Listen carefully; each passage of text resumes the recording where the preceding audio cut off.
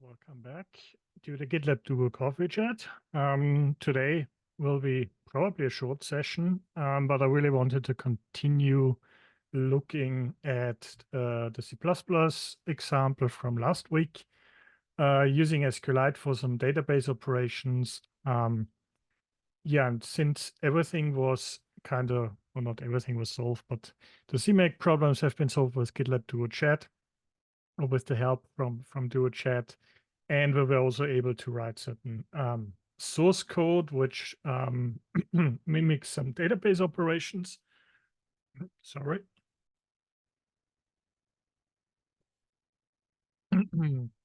And yeah, in essence, I wanted to see if we can improve the source code, maybe look into concurrency, understand how the SQLite API is implemented, and dive a little bit further into that.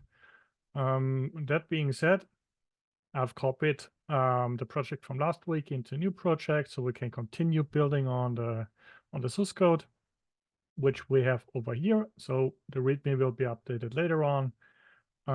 We do have the CMake from last week, which we can improve or look into, and we have the include files and the main file to yeah, actually, we wanted to continue with some refactoring. I also learned that GitLab, you can toggle the secondary sidebar. So if you have moved Duo Chat on the right-hand side, you can just toggle that and have that available again. So GitLab Duo Chat is always in sight when working on code. And depending on the resolution, we might be changing this into a little less invasive. So what we want to do next, or how to start there, I have a note for myself. Continue refactoring next week.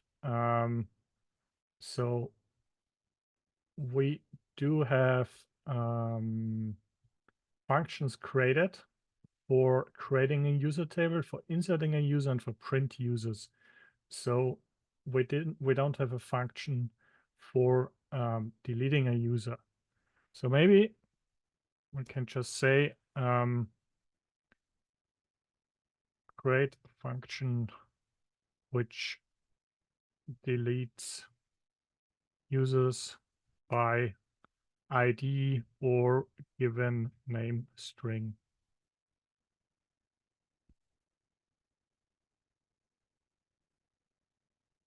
And then see how far we can get. Maybe it was too generic.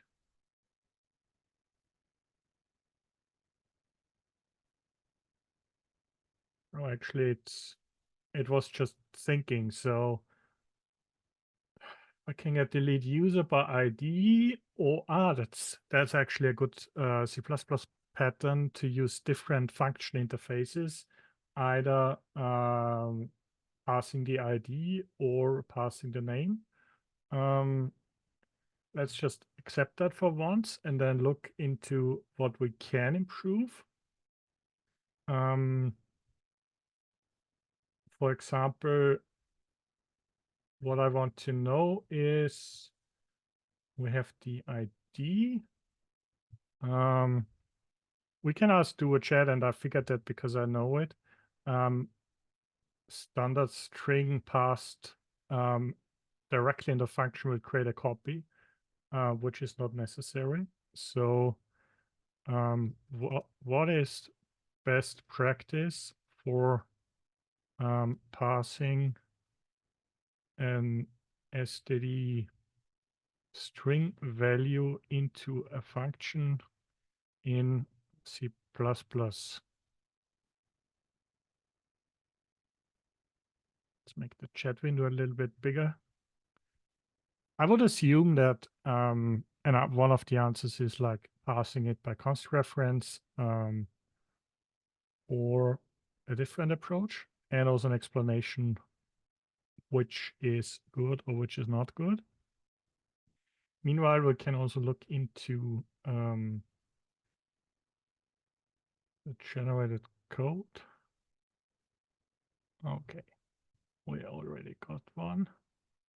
I can pass it by value. So string is a copy.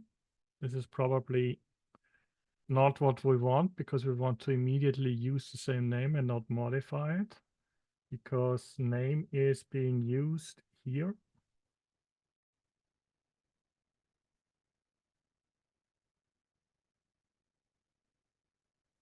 Okay, yeah, safe, but can be inefficient if strings are large.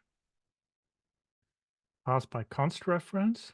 String is a reference and cannot be modified due to the const keyword, or making it a constant. Or I could pass it by a value. Yeah, but I don't want the underlying function to modify the name. If it needs to modify something, it should use a temporary variable for that. So in summary, const reference is best for general string parameters to avoid copying, which is a good thing. And I didn't have Duo Chat when I learned C++ many years ago. So I was always wondering what this means. But it's a specific construct required in C++. Okay, so this is a small modification from the suggestion, which we could refine, like by instructing the prompt and say, well, please don't copy the string data, or please provide a memory optimized function. The rest is more or less pretty similar. Potentially this can also be optimized, but let's just assume to add that. And the next thing is we also need to export that into the header file. So over here we should have, now I need to check it. What does the function return? Oh, it returns an integer because we're returning the C function error code. Okay. It returns the error, resets everything and fine. Okay. So potentially we have something to optimize here. The only difference is like binding an integer, binding a text. But probably there's more to optimize to that code. Now I want to say int delete user. Or I could actually, now it guesses something else. And I can say, when I want to accept a specific type, I can press command and then hold it and use cursor, just accepting specific lines. But I want to also have delete user with, oh, now it knows what I want to do. So it parses the open context in the database CPP, DB CPP file, and then knows exactly which function parameters can be passed over here. So this is great. This saves you a lot of typing, because typically one of my mistakes is I cannot remember whether the ampersand or the and character, if you will, needs to be put here or needs to be put here. So I made a lot of mistakes, and it's great to have some help in that regard. Having this one allows us to actually refactor the code and say delete one user and up. Okay, so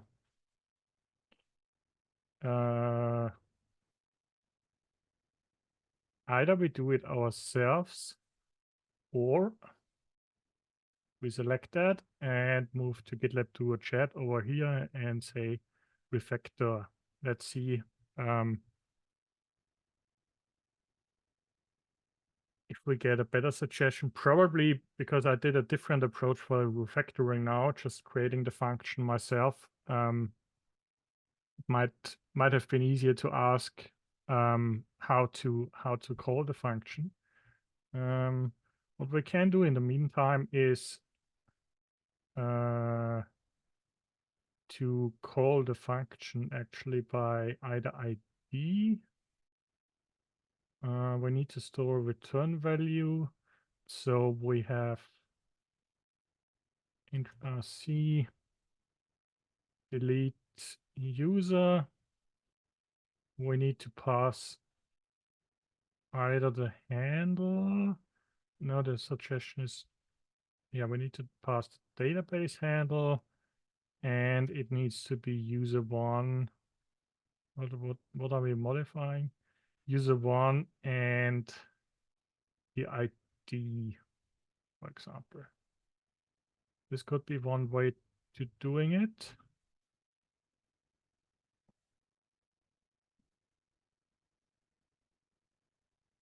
Oh yeah, one way to refactor is to create this function, delete. It uses delete user ID, so we didn't instruct whether to use the ID or the name. So I used a different strategy. This was actually a great suggestion to check the error code. So when it's done, otherwise there was an error. It's also using user1. Update user email. Well, that's quite interesting. But okay, for now, we're done. Let's save that and open a terminal, Command-Shift-P on macOS. Terminal done. And should be initialized soon. Yeah, now it's initialized. We navigate into build, called CMake. Oh.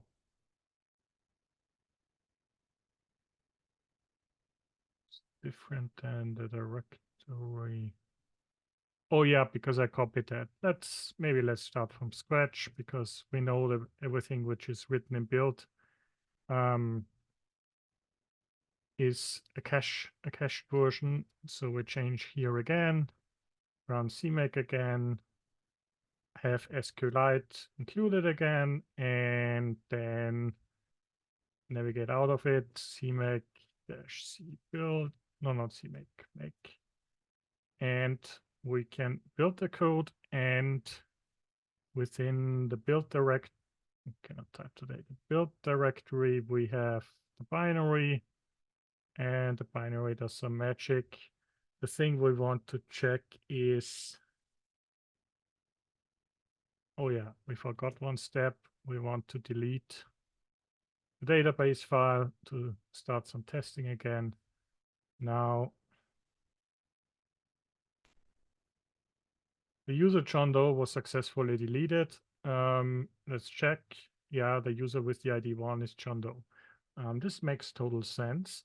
So let's change that and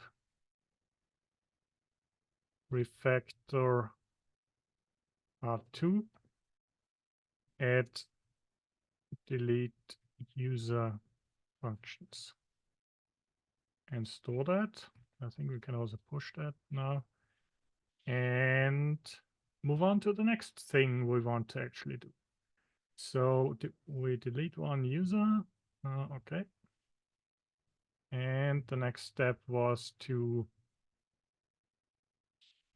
update the other user to use a GitLab.com email address. Okay. So I want to specifically update a user with a given email address. Do we have a function for that? We have create insert. No, we don't have that. So one way is again to say this one, to mark the code and say refactor. So we want to get a suggestion from GitLab Duo Chat, but we also want to think about what we're actually doing here. So we can write a function which is either doing a full update. So we pass the user struct and then decide if all the parameters need an update, or, and I think this is more efficient from not updating all the SQL attributes because there can be plenty of them, but instead update a specific statement, because in this environment, in this area, we want to update the email address as a string. The other part could be updating the name, but maybe for whatever reason, some other user attributes are not allowed to being updated. And we can see in future sessions or coffee chats, instead of using a struct for the user attributes, we can move that into a class and then define whether the attributes are being public or private, and then also limit the access. So using object-oriented patterns and inheritance to protect certain values. So yeah, I think it makes sense to just focus on what we want to update. And if I interpret that correctly, we also get the user ID to update and then the value to being updated. So update user ID makes sense. And this suggestion is doing the following: extracted email update logic and reusable function. This is great. So we can test that. Added better error handling by checking the return codes. That's also great. Uses C++ string instead of C style string for email. This is also great because it's more safe or more type safe. Reduced application by reusing the update function later for user 3. Okay. Where's user 3? Okay, I should do that later on. Do I have an update for user 3?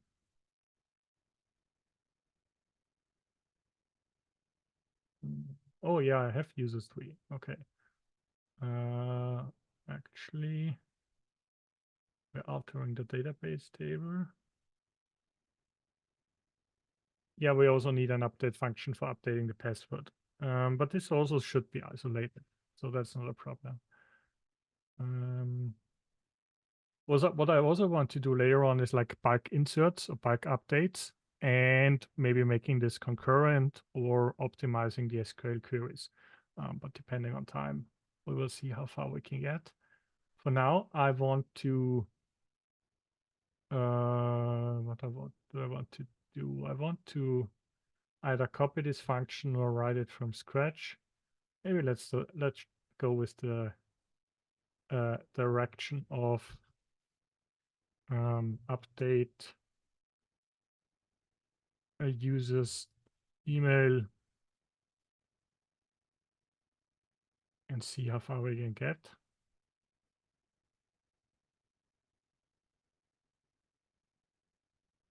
Sometimes, I mean, when I'm waiting for a suggestion, it might also be faster to write it myself. But then looking at how much it writes, I think the wait time is good to go. The interesting thing which happens here, as you can see in the suggestion, it uses the direct copy of the string.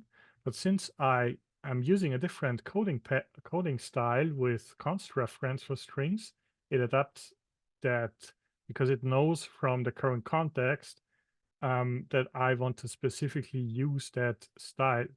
I could also like use a different way of passing parameters or variables, like not using camel case, but underscores. And it could also adapt to that. So let's accept that and see whether it makes sense. Yeah, exactly. Binding a text, binding the integer. The ID binding is necessary because it's in the where clause. Okay, that makes also sense.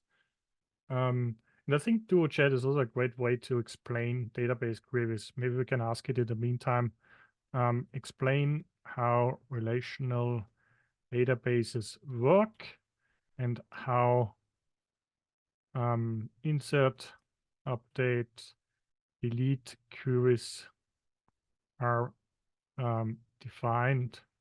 Show examples using SQLite as database backend. I don't really remember how I learned that, but I'm not sure if we had internet back then. So it was really like understanding a relational database, drawing certain pictures, understanding the attributes in a table, the relation between tables and so on. But it would be interesting to also get some help, especially when you're tasked as a developer with implementing a backend service, and then someone says, well, you need to take over the database backend implementation, which I did in 2009 for an open source monitoring project. So, okay, we got some information about this.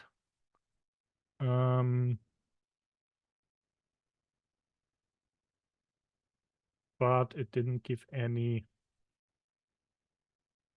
something else. Did not provide the requested examples.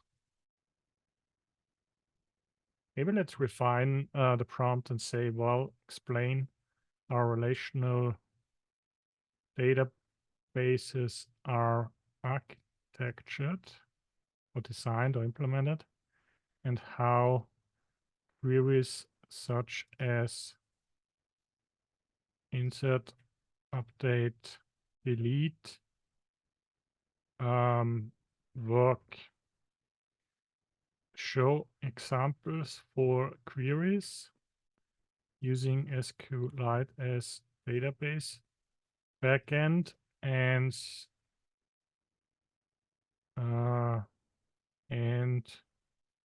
use the example for user management. Maybe this is a better approach to asking GitLab Duo Chat here. Meanwhile, a short excursion into SQL queries. We want to add this one into the header. Oops. Update user email.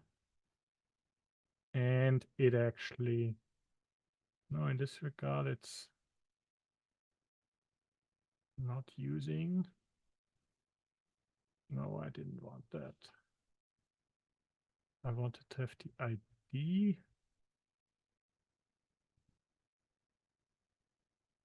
This is actually, okay, the suggestion was not quite correct, but we could also add a function which updates the user email when I pass the name, which makes it a little more complicated, but for now that's fine. Okay, now on the other side in GitLab Duo Chat, we get a more detailed explanation. So an example schema for a user, how to insert a user, how to update a user's email, how to delete a user, and how to execute them in a C++ program. Okay, that's great. Let's ask another question is, explain the API for SQLite in C++. Add information such as type safety, thread safety, and memory safety or allocation. Let's call it allocation. And we also want to continue our refactoring effort. This one should be changed into CS update user email for for user ID 2, and the email should be, it actually again passes the context because it knows that we should be using a gitlab.com address, or it actually has the code underneath, so it makes sense. And there's an else condition. This is a bracket too much. So yeah, this is the refactoring step for this one. And if we save that and build it, let's build the source code again. We can actually follow the same update. So Jane.Doe got updated to a gitlab.com email address. That's great. One thing I just realized is like, this is like a lot of output. Maybe there's a way to show that the code gets, we can add a function, or we can like print like a heading or something like that. So one thing we can do is not only to have a database include file, but for example, let's add another file and say this is called util cpp or utility, whatever the name might be. And we need to include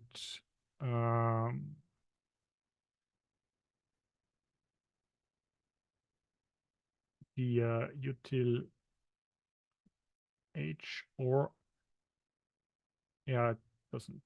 Sometimes it's called h, sometimes it's using hpp, depending on what the scope is.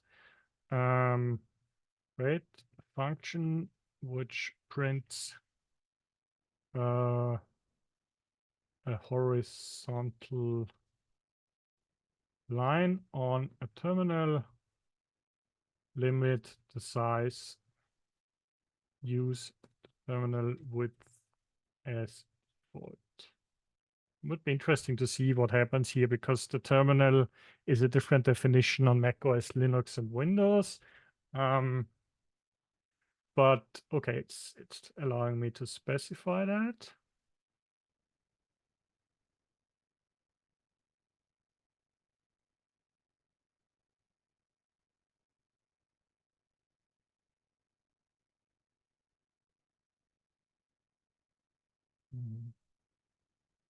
The easy out width, what is that? That's quite interesting. Okay, let's accept that. I'm pretty curious what that means. So what I will be doing now is, since I really don't understand that, let's use explain and ask GitLab Duo to explain that. Meanwhile, we can also read what the SQLite API is doing. Type safety. SQLite uses untyped pointers for query parameters, so there's no compile time checking. You have to manually bind the correct C++ data types to the query parameters. Oh yeah. Okay, now I jumped on top. Thread safety. SQLite allows multiple threads to access the database at the same time without explicit locking. But each connection handle is not thread safe. Okay, I thought so. So each thread must create its own connection instance. Okay, or I use a mutex lock, but this could also be strange. Memory allocation. SQLite handles all memory allocation internally, but the developer must properly free memory by the query result sets prepared statements by using functions like SQLite 3_free. Okay, makes sense. Binding parameters, error handling. Okay, the return codes need to be checked for all API codes. Makes also sense.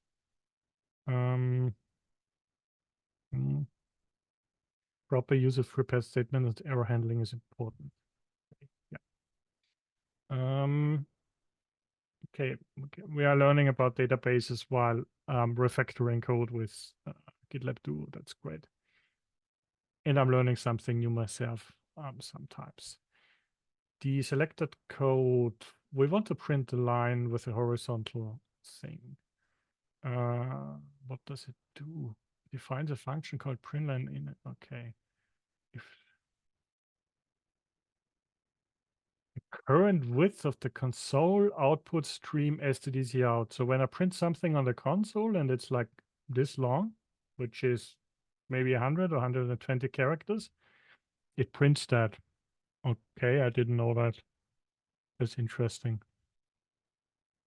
Let's try that. The missing thing here is include. No, do we need? Okay, it knows that I don't need to think anymore. It knows that include iostream is missing. I didn't know that I would embrace AI into my workflows that fast throughout the past year. So it's pretty much dependent on it to some degree. So I need to be using it for in the future. Include iostream, printLine. We have that here. And we also need, we need another include file, which is util.h, which we actually imagined that we would be creating. And let's see, can I trigger something? If def util, let's see if I can get a suggestion here. Oh, no. Yeah, it's oops, define the include guardians are like fun. So no, I didn't make a mistake. And within this scope, I can define the function. No, this is the wrong one. It's void, so it's not returning anything. And let's close this one. And we say void print line. What does it need? Okay. I'm not getting any help. Int width. Okay. Yeah, integer doesn't need to be copied by reference. So int width, and if we want, we can initialize width with -1, which we then know that it always uses the output. The reason why we do that here is we actually want to set a default, and we can only do that in the header file and not the CPP file. But that being said, let's go back into here, and yeah, let's include the util function. Okay, that's fine. This was intelligent from Visual Studio Code now.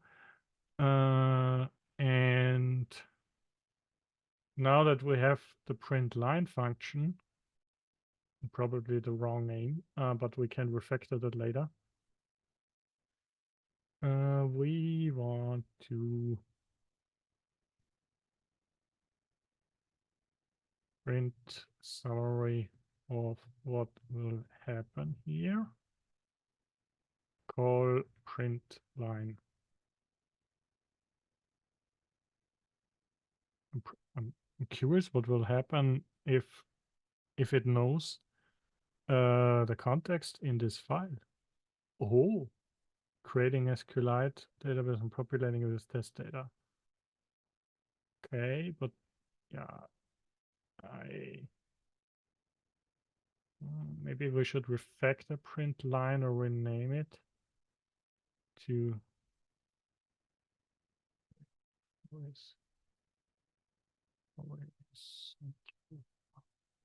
oh yeah, maybe this is a good reminder to say printLine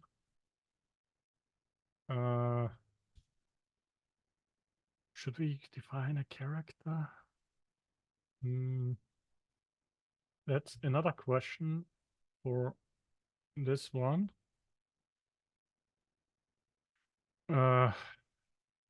Print given string. Print given string on the terminal. What does it do?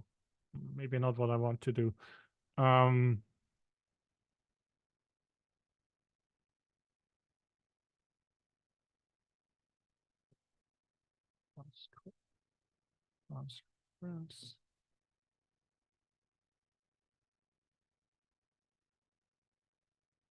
Okay, if I explicitly say I want const reference for the first time, I actually get it. Interesting. Print. Let's call it print text. And when I'm lazy, I'm also kind of copying this and copying this. The other thing I want to change, oh no, this was an error. We need to include string here because we're calling basic function. And I also want to,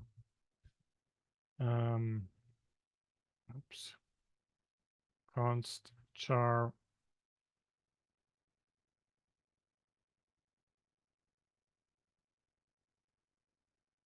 correct. Const character. Yeah, I think it should be a single character which we want to pass here. Const char C also uses a default value, which is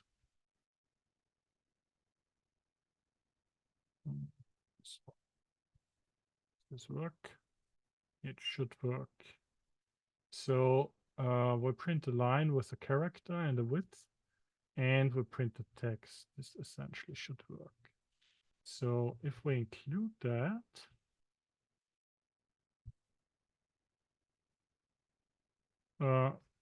print summary, what happens here using print text. Add a new horizontal line.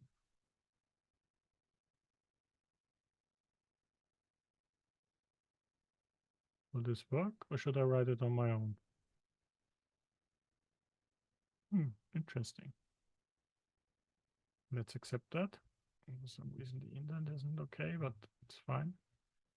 Print text is undefined. Oh,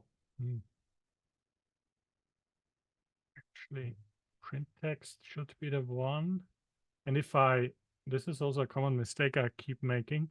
If I use a different function name compared to the header, it's only local to this file, but it cannot be included somewhere else. So print text, print text, yes. So we should be using camel case for the functions here. And I'm also lacking a semicolon at the end, but it's a great indicator that something is off with the red marker. So we have print text and print line. So my intentions were great. And we can also build that again. Oh, print line, linker command fade. Okay, so I made a mistake with what? Not fade. Print text is the problem. So print text uses a different const.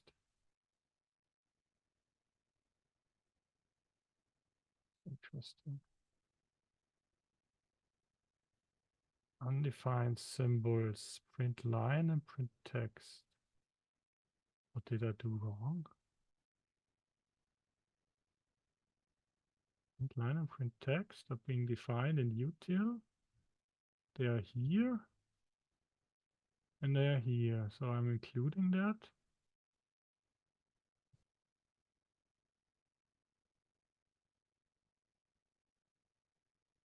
Can we run make clean? Build it again, but the link error doesn't go away because it's a link error. Print line. Is reference print text. Oh, yeah, okay. It's not just adding source code and the build chain does it automatically. We also need to instruct specifically we want to compile that.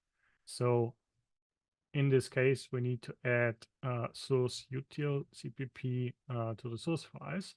There is no sort of auto detection for that. Save that and then build it again. Oops. Okay, yeah. So still making the same mistakes as like 20 years ago. But yeah, now we have that running, and if we execute it again, we can see it creates a line. I'm not sure what exactly this is, printLine. But let's see, printLine. What is the default for printLine?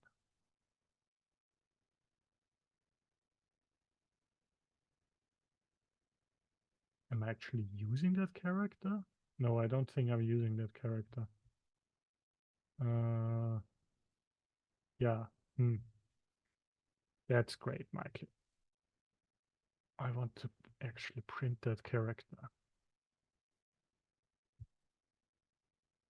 Build it again. And in this case, like the C character gets converted into an O stream, which is fine. But I'm still not getting what I want. Let's just see. Or maybe I'm not seeing it. No, it should be using a dash.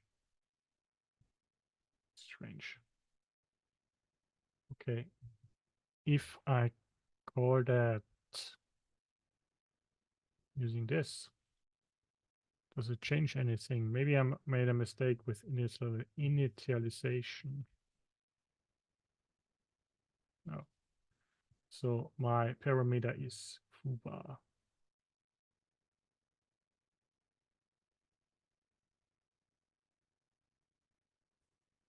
How to pass a parameter with a single character to a function in C++.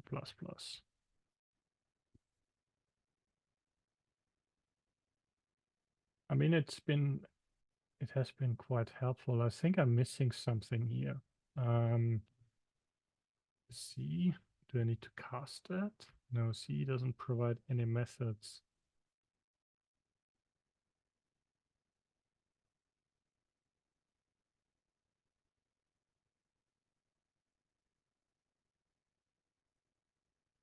Sure, const jar. No, I don't want to cast it.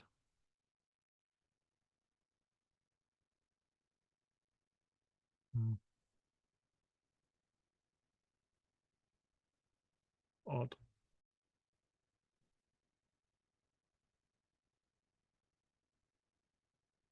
I mean, I could also refine the prompt and get some help.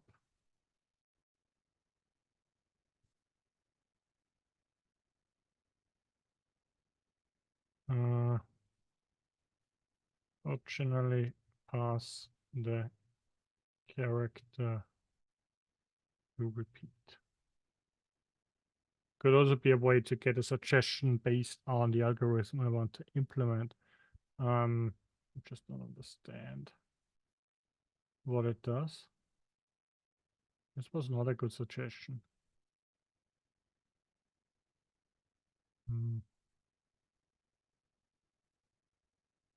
Maybe it doesn't understand what I want, what I actually want.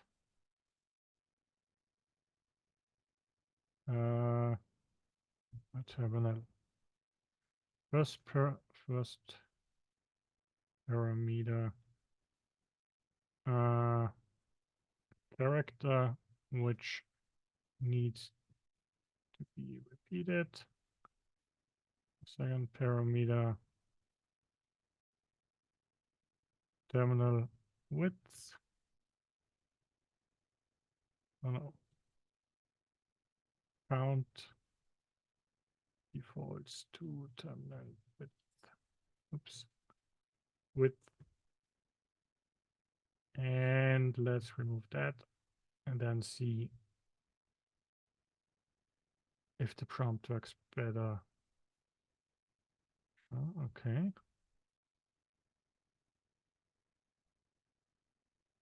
Okay. Okay. This is essentially what I have written above, but without the const.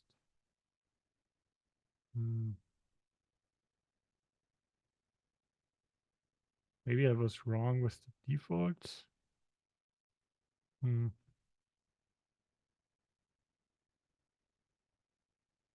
Yeah, probably I'm just wrong with the defaults. Let's delete that. Let's copy that. No, but this one.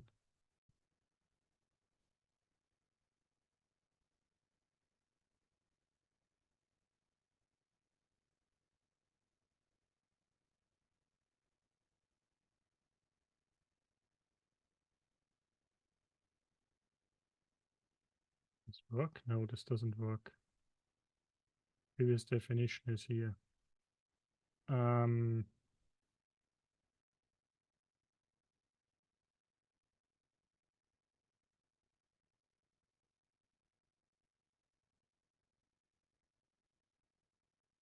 So I need to use the raw implementation. No. PrintLine. PrintLine. No. What's the wrong approach? Okay, now I'm getting a little lost in the order of function. Let's maybe find a way to ask again how to specify default function parameter values in C++. Do I do that in the header definition or the source file?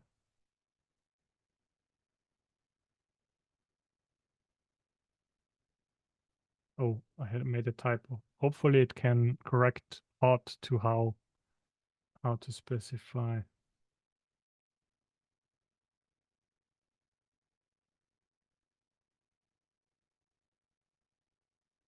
I think I'm just wrong here.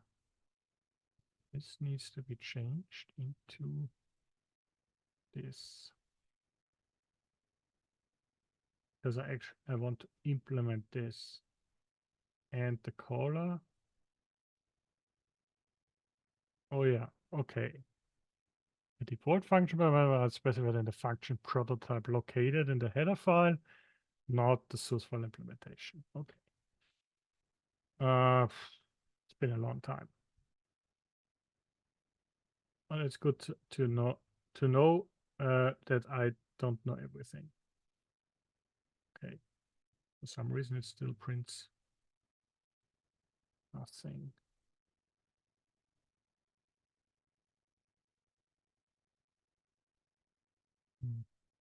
Maybe this isn't a character.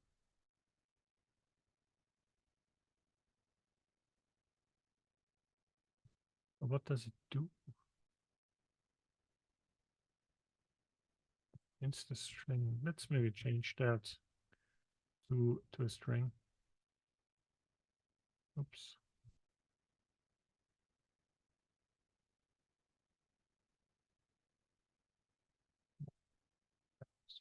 Yeah, and I mean, it's great to debug basic things which I cannot remember in C++. So this doesn't make sense because I cannot convert a character.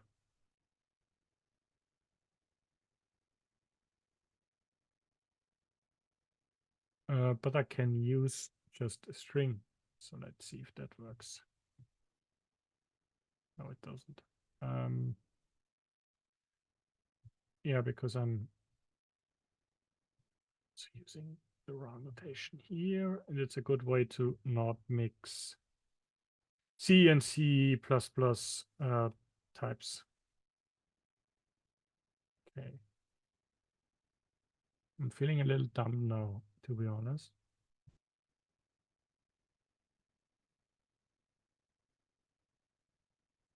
So the width, and it goes through the width. Well, maybe I can I set a breakpoint and execute that? I don't have a debugger here, so could be going back to the lldb example and set a breakpoint. And set a breakpoint into this line. This is something we can actually try doing. We do have this one, and let's call it with lldb, and it will probably ask permission again. No, it doesn't. I want to set a breakpoint, which is, I think, B, but let's ask. Into using lldb into a file and line number. As far as I remember, it's P and then util cpp colon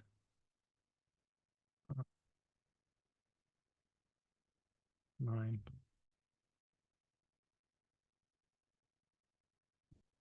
Okay. No, it's not. No, B is a breakpoint. No location. Okay, cannot resolve that.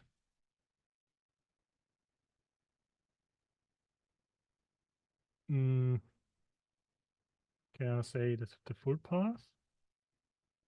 No. So let's delete the breakpoints. No.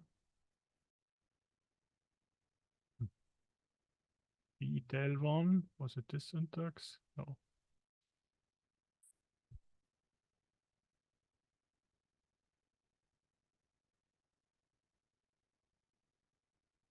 Breakpoint set file line.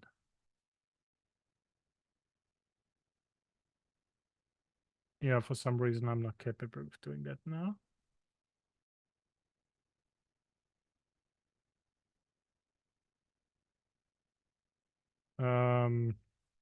But yeah, if I run the program, okay, it will ask for my password again.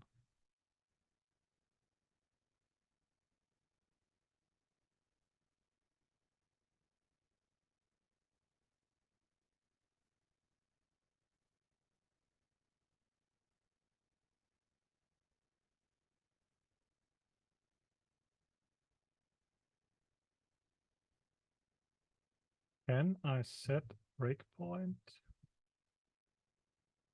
to this function? Oh yeah, I can set a breakpoint to this function because it's the compiler created a different binary source, so I cannot use that. Let's run it again. And breakpoint list. Oh, breakpoint delete one. Okay, I cannot use the shortcuts. Can I print with, what does it, does it exist? No. Can I step into the function? And right now,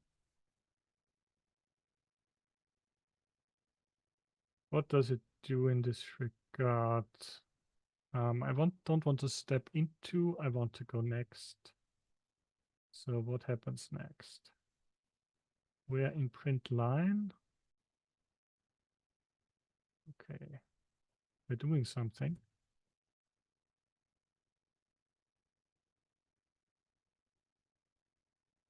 It has an unknown type. Okay. So I really need to cast it to int. Okay. Amazing.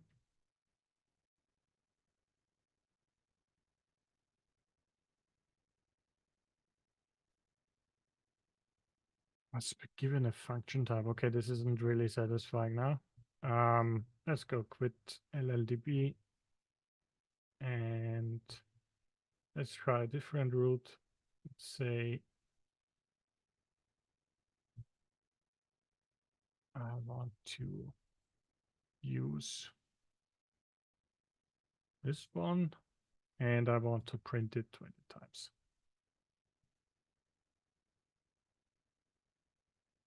Maybe this makes more sense. Oh yeah, now it actually works. For some reason, I cannot use two overrides for function parameters. That's the problem. So it can only be like the last one. So let's go with that and rewrite that to this one if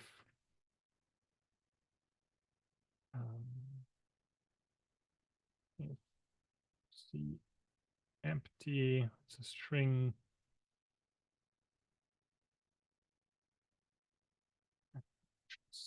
That, but this won't work, so there's an error because we're using a const reference. Well,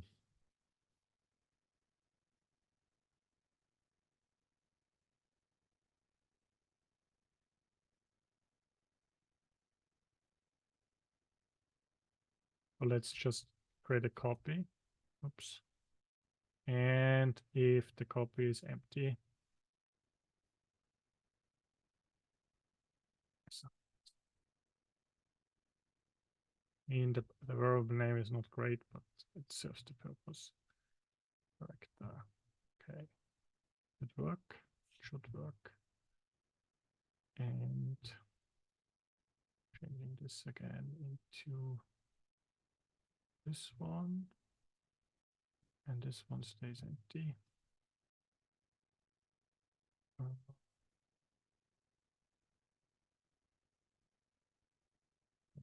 Segment C, but none were provided.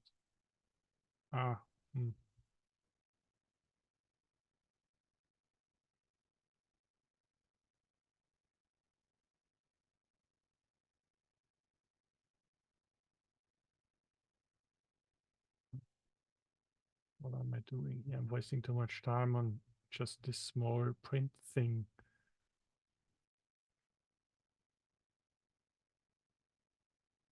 Okay, if I make this optional.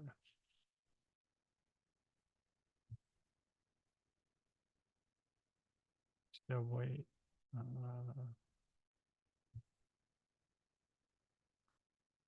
What is the placeholder for an empty string in C++?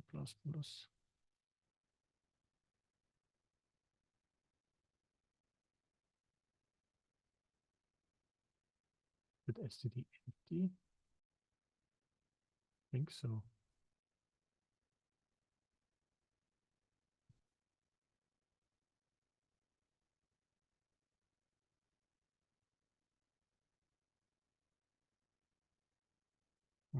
Okay, no, it's not. std empty is something else. Maybe I'm confused by different programming languages. So does it build now? Can I run it? Yes, I can run it. And for some reason,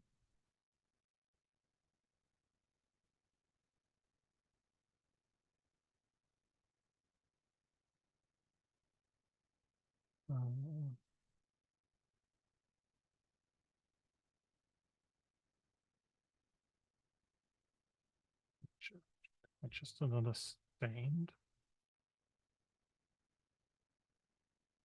why it doesn't change the character.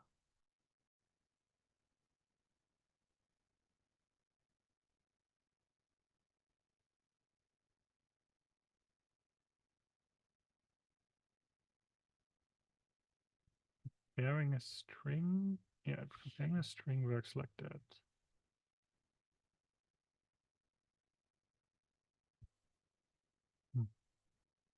I mean, I can see something is happening, but this isn't satisfying. What am I doing wrong here?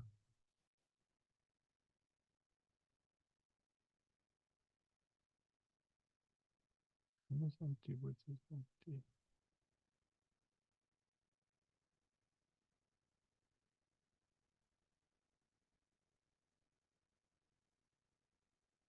Let's go for that.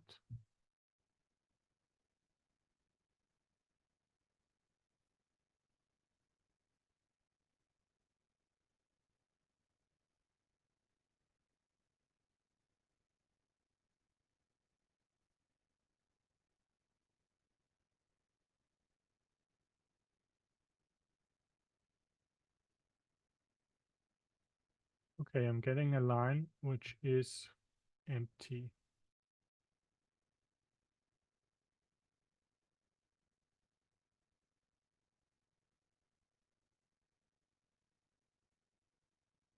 Is there a way to explain the code? I'm not seeing it. Maybe it's obvious.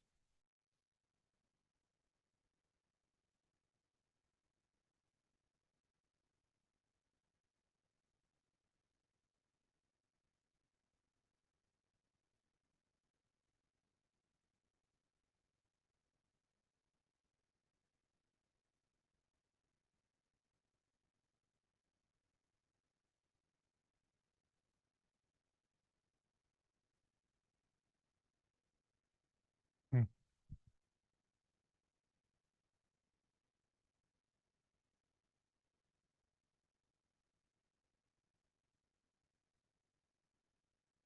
That's really strange.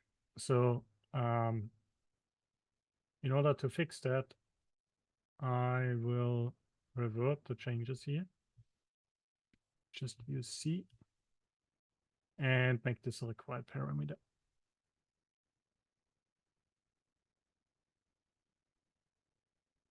So we're using only the width. We could also can also optimize that probably to size T or a different data type, but that's okay for now.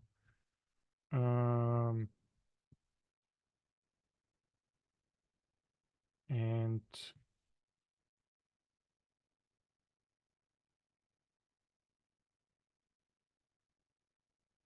oh, interesting. It actually knows what I want to do. Okay, let's continue.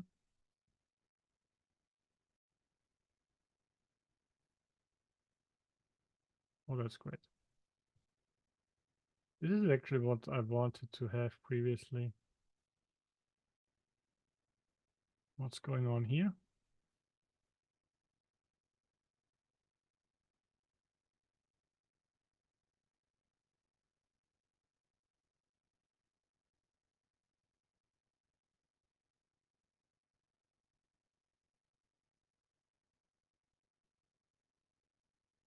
And the users, okay.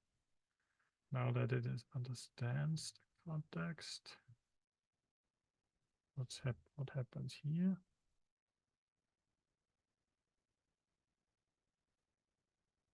Let's add another line.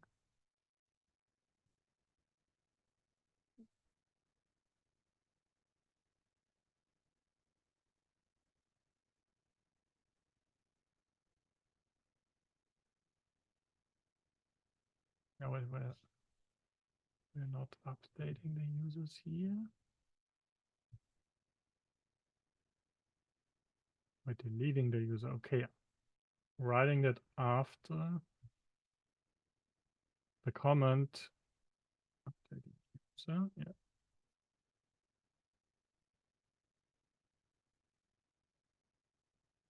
Printing users. We actually have a function for that.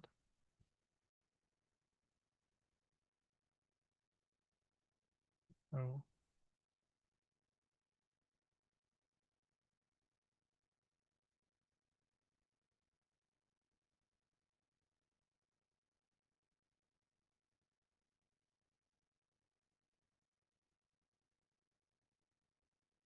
Yeah, it can just be lazy. Let's copy this one.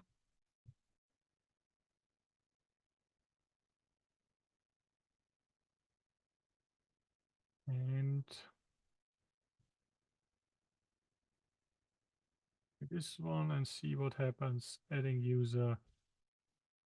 And we have another print statement here, which we need to refactor in a second. Okay, printing users makes sense.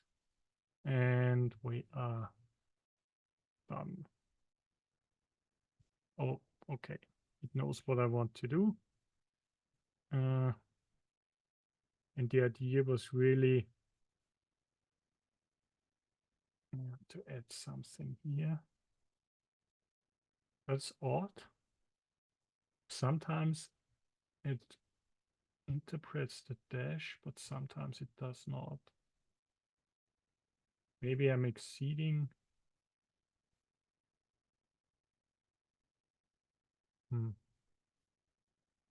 I would assume that the terminal width doesn't work. So what I tried to debug earlier is this statement. Width is kind of always this. And I mean, for debugging, would have been much easier to say print the width, compile it, build it. It's 0. For some reason, it's 0. So the detection for the terminal is not correct. In that specific case, it kind of makes sense to not use that as a default, but instead use a more sane default value, just such as 20 or something.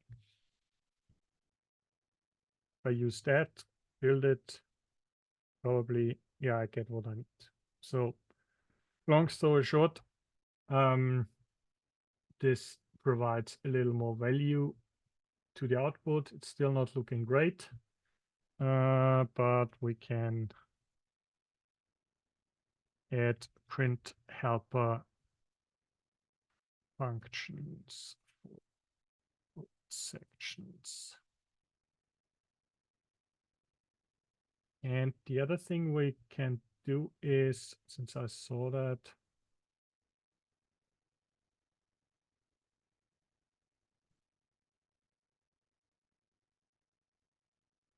yeah, essentially we want to do this. The database handle still open? Yeah, don't need to open it again. This is done.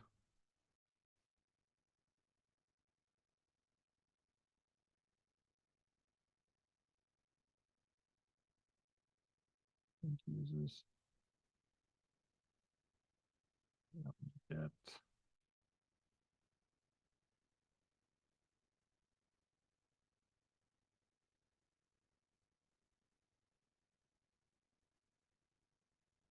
This can be refactored probably. Let's ask. And meanwhile, we can do something else. This is also good for like a small context switch. So you don't need to wait all the time for getting an explanation or a refactoring approach. But you can continue looking into things, which, for example, is this one is redundant. And we add a user. Don't need that. Printing users. No.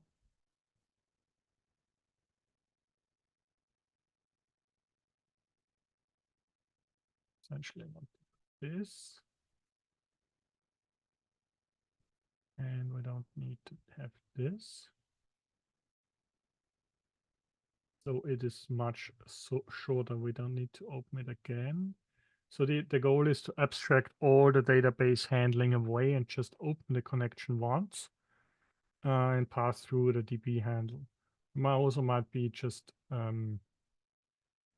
create a function which opens the database handle and there you go. And actually hides that from the caller. So I, as a caller, can just consume functions and don't need to understand SQLite logic, except for like passing the DB handle, which is a requirement. But this can also be abstracted in a way in a user class or somewhere else. So maybe it makes sense to create a struct, not just for users, but for the database. Yeah, exactly what I want to do. But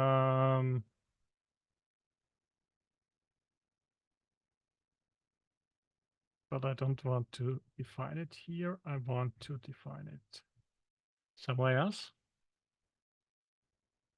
But what I want to like refactor is just passing in the structure, and the functions themselves then access the DB attribute, which can be a great way to refactor that.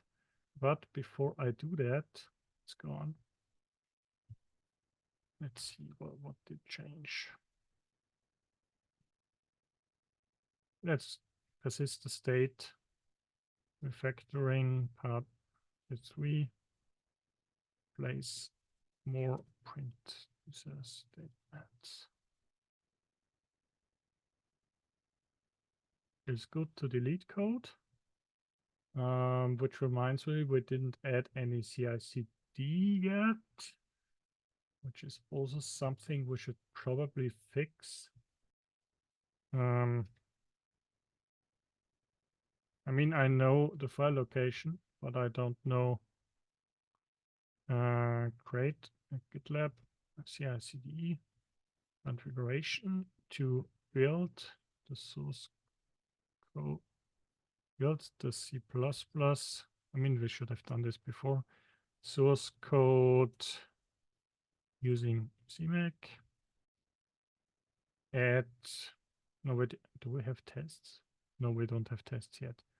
Add best practice. And I'm honest here, I'm too lazy to look it up in the docs. I do know that there is a CI/CD template somewhere, but we can use GitLab Duo Chat for our advantage here and just focus on other things, which I started earlier, to add the DB struct. And I think this is reasonable to do now. Create a DB struct, hide this handle here, and refactor everything to const DB. Yeah, this is exactly what I want to have. And then it's more or less a huge copy-paste action.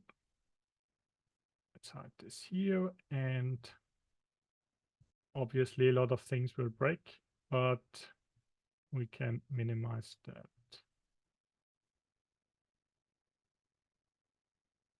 This vanilla.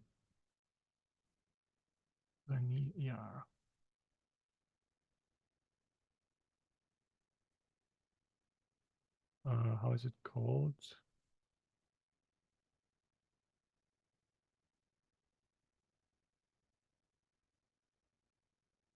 Let's maybe go with that. And implement, not here, also not here. We are focusing on refactoring and printing things. And while I wanted to do that, I also wanted to create a GitLab CI/CD configuration. The problem here was my internet connection broke, and I reached timeouts on many levels. So we are doing basically everything again. No, not everything, and just asking the question again to build the C++ source code using CMake, add best practices with caching. This is actually a good point. And let's ask that again.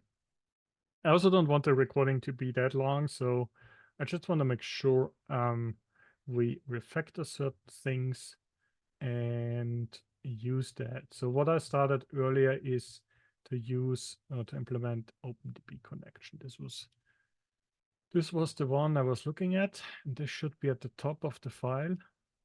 So we actually want to implement that, and want to see whether it knows what I want to do. Ah, interesting. Yeah, we should. We don't have. It's an interesting proposal. We should also either define it here. We don't. Okay. For some reason, my connection is really broken. Let's try it again. Either we store it in the struct. Yeah, let's store it in the struct. As dd string path. Let's store the path here. I think that's the easiest version. We could also create a constructor and create the object just with the path. But this is something for later. So we want to not access the path, and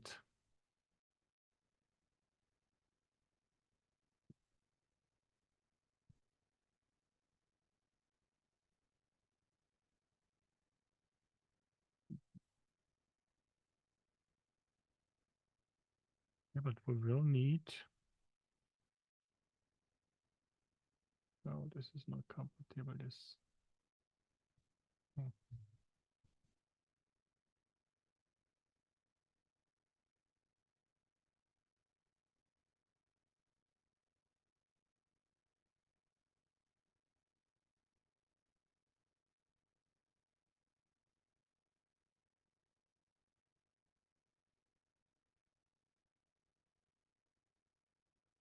Connection timeout. I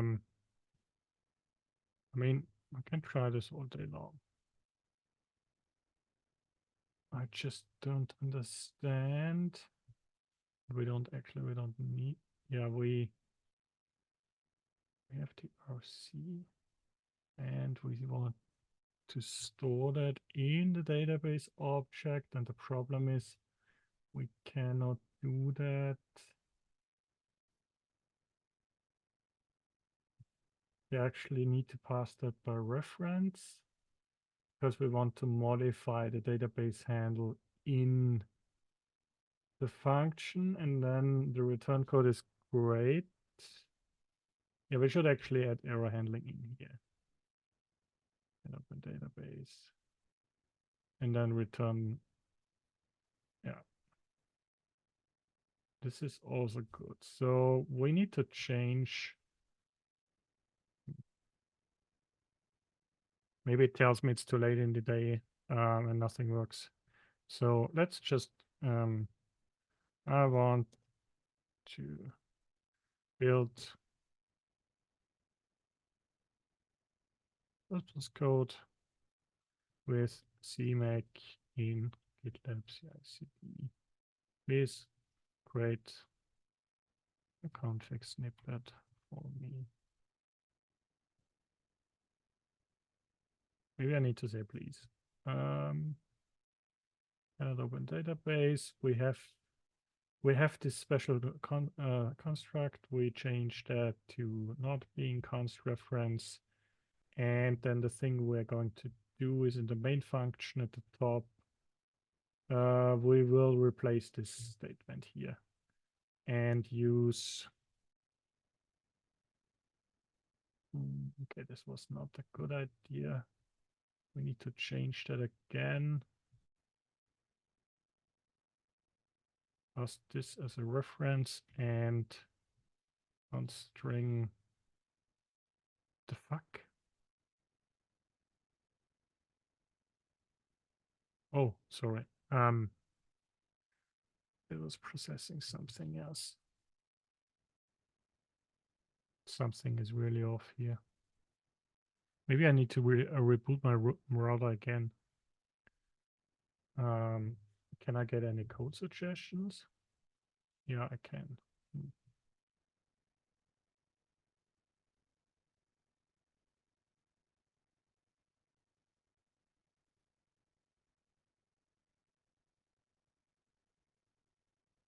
Exactly, I want to pass. What does it tell me? Function is not found. Yeah.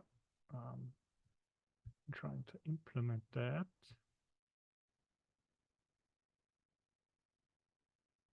No.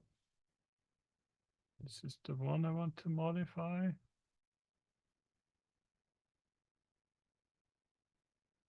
Pass.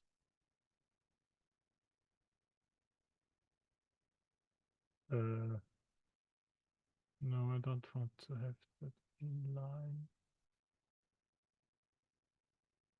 I could actually override that now.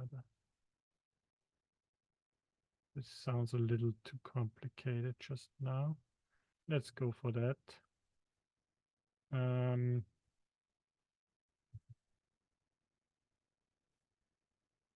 Use the same interface. Is this implemented? Okay. We want to close the connection. Actually, not sure. Yeah, we need a database handle. I'm not sure. Is this correct? No, it's this needs the reference pointer. Okay, let's try that. And we also need to change everything, the const ref here, all the function interfaces.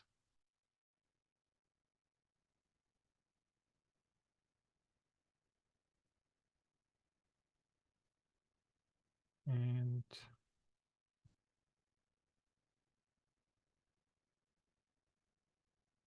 is this one and this one. Meanwhile, I will reset the session. Resetting is always a good idea. Please create GitLab CI/CD config for building.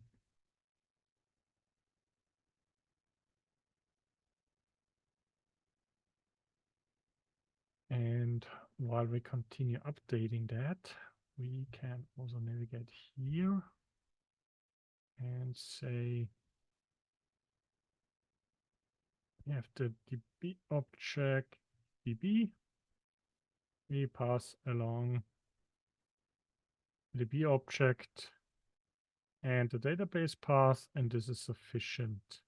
So I don't need to have the SQLite handle here.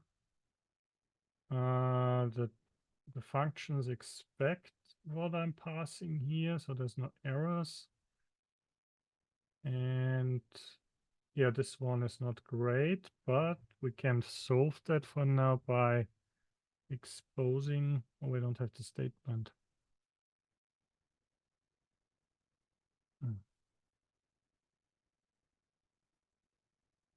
Let's try another one. Reload the window.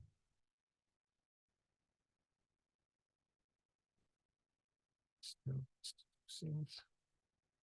Please create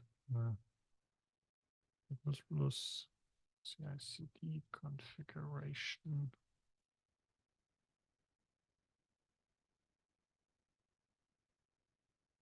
And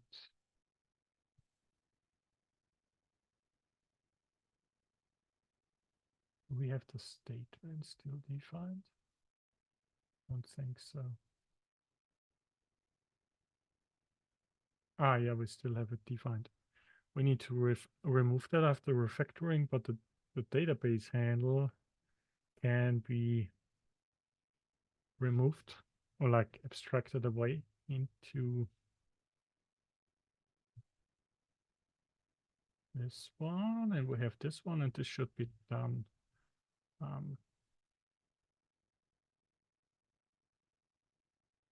Well, it's not done. The problem here is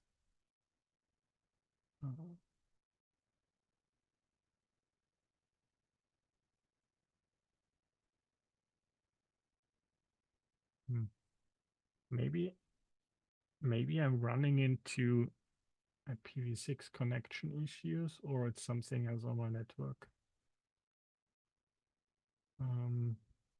Let's try to fix that error.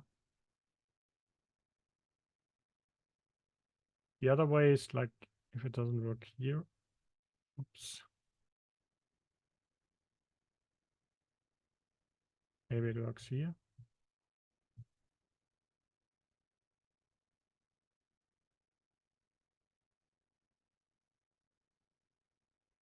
Oh, that's quite interesting. The session I created here in Visual Studio Code worked here, but it didn't receive a response in Visual Studio Code. Okay, yeah, that's good to know that there is maybe a backup. There's caching involved. Okay, a lot of things.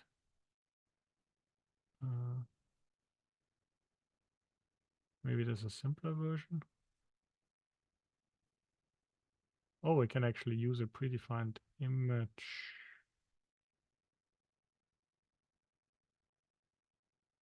Okay, let's copy that. I mean, I'm satisfied with either.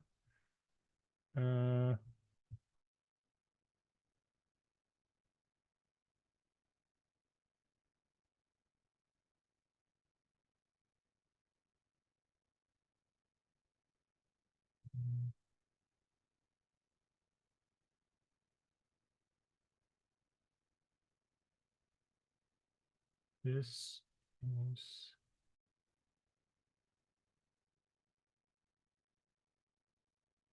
needs an indent into the job.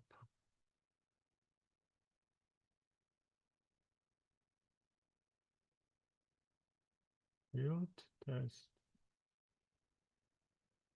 Yeah, it uses the image.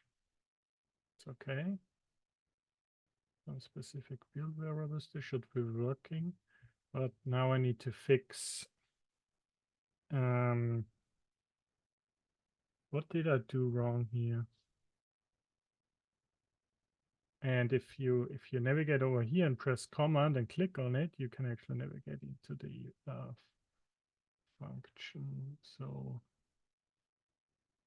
oh yeah, never use the same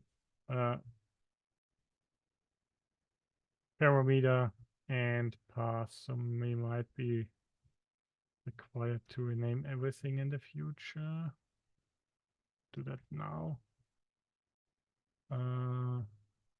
But yeah, all the functions themselves need to be changed as well. It's not done just by changing a function parameter.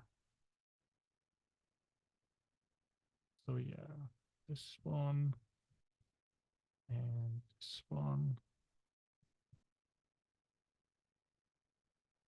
and this one.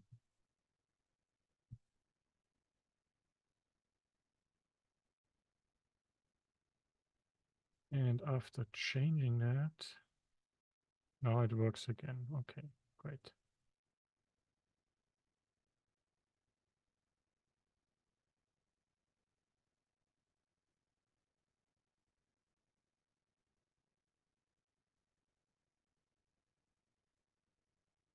I can delete the database again and start over.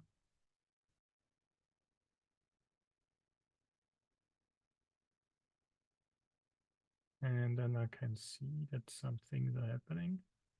But I'm also having a problem with adding the users. So probably I broke something. Should be fixed. Adding user.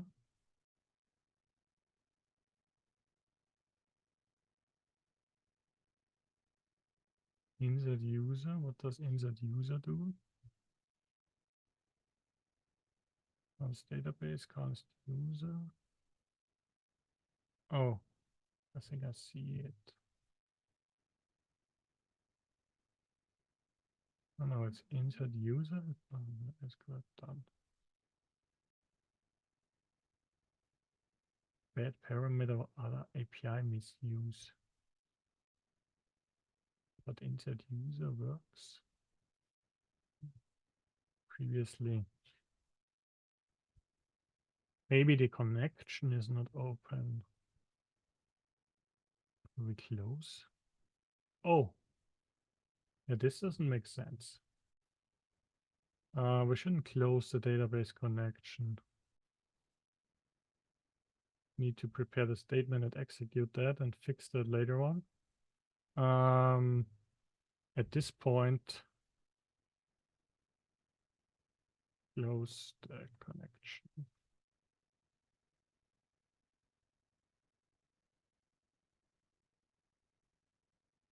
Exactly. I want you to call this function. And let's check whether we have some more close statements in here. But we should not. And by deleting that, we don't have that. Build it, run it again, and then it works. Oh yeah, there's a white space missing. Which is this one. Could also like add more generic error handling here, but this works fine for me. So this is another refactoring. I don't know, 4. Great DB connection handling abstraction. And we're still not done here. So the alter table statements need to be refactored.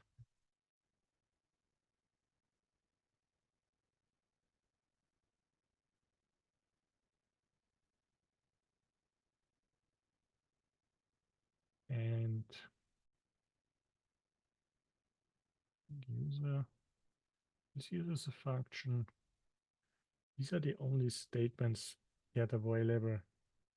What I also want to do is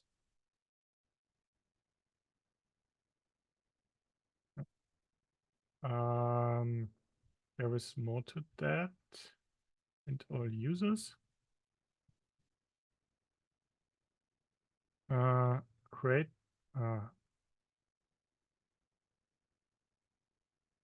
read create a list of users to bulk inserts.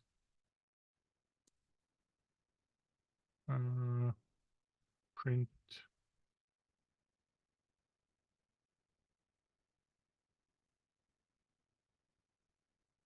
and then I want to see whether there's a way to optimize the SQL queries.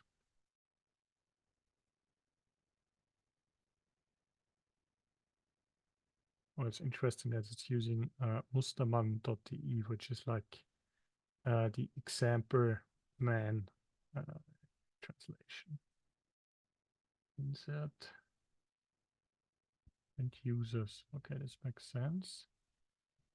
Create a list of users with random names and email addresses. Count is 20.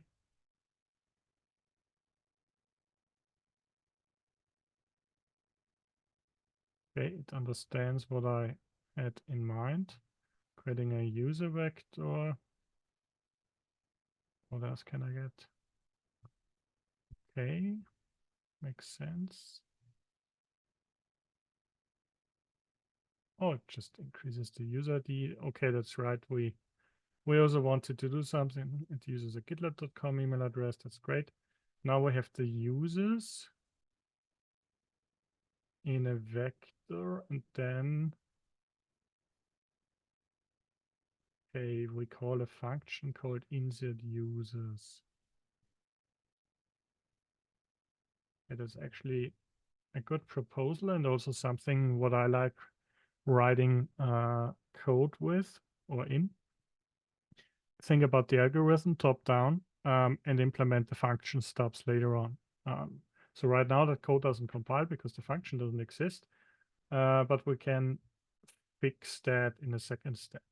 And I also often just compile the code to see whether like the first implemented stub works and it compiles, and then like the second one. But in this case, we just have one example.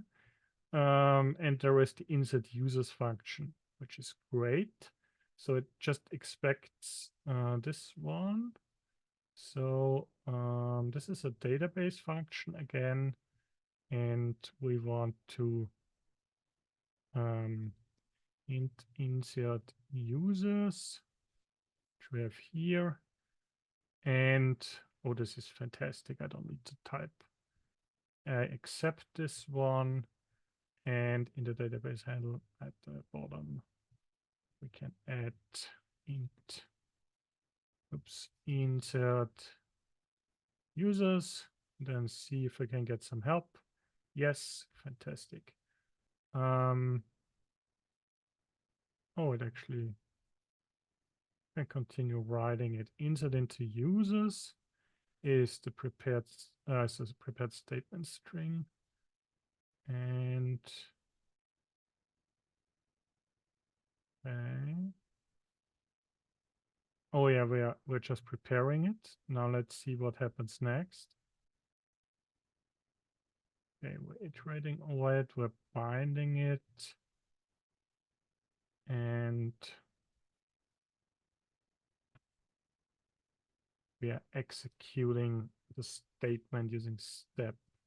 Then it finalizes the statement.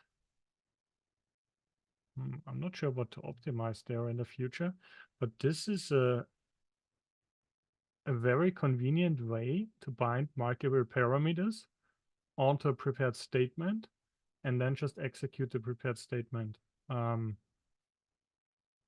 It's great. So this should work.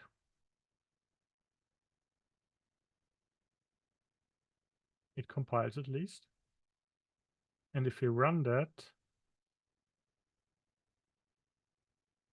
printing users doesn't work for some reason. But we can look into that. Maybe printing users cannot read anything.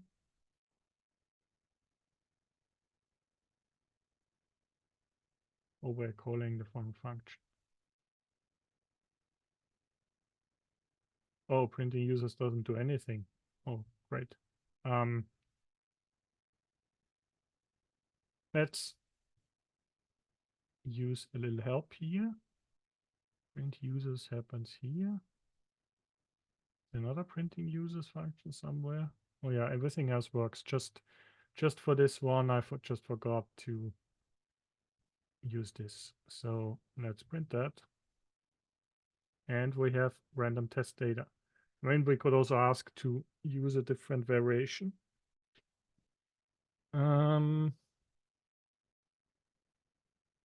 But we have 20 users at max.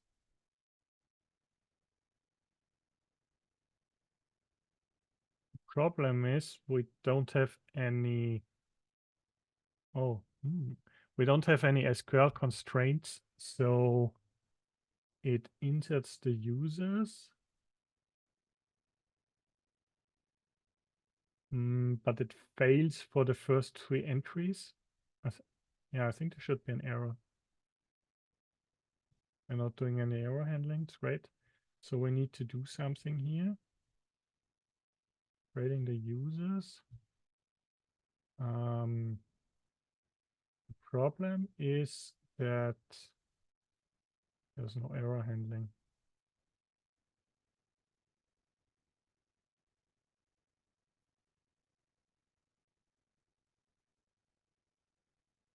I'm not sure we should we return? Yeah, I think we should return when there is an error.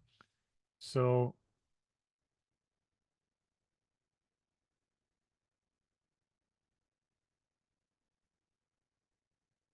yeah, the problem is returning here.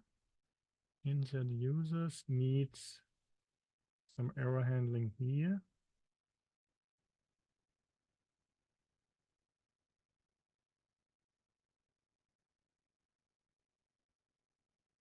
Inserting users, it should throw an error, but actually tries to close the database.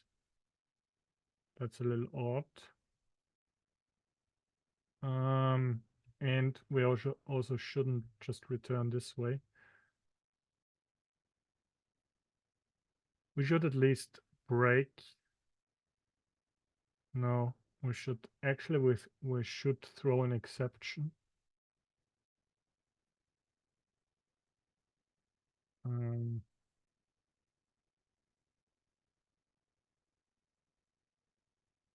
And see what happens. We could follow the model of C just by returning the error code and checking for that. Okay, now unique constraint failed users ID. That's a problem. So we actually want to print the error message. We also don't want to abort here. So another pattern would be to say I want to capture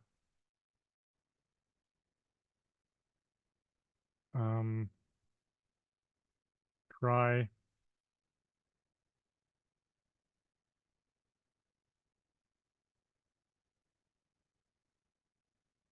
insert users and print the exception. Could also be a way.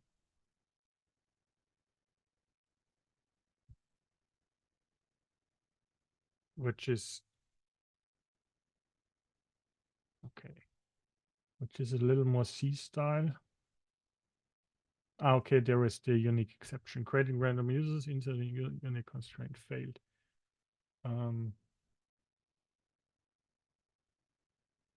Yeah, this is a little more predictable rather than relying on error codes that are passed somewhere.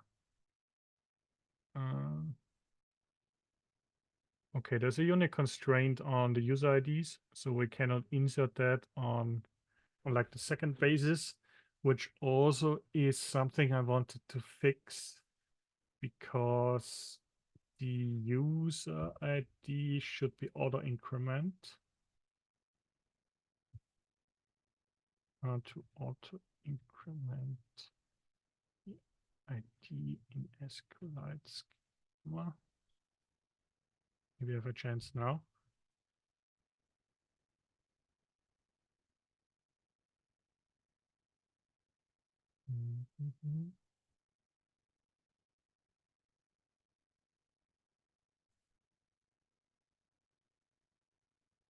Oh, yeah, it's better.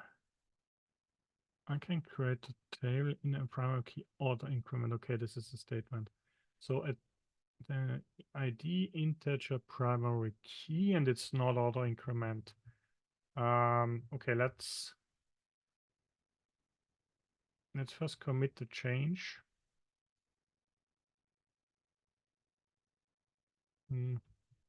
Add random by users, trigger unique constraint.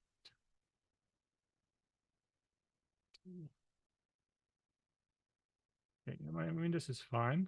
It's always a learning game. But it reminds me that the code is far from perfect yet. So we want to use auto-increment here for the schema. And when a user gets inserted, we don't need to have the ID.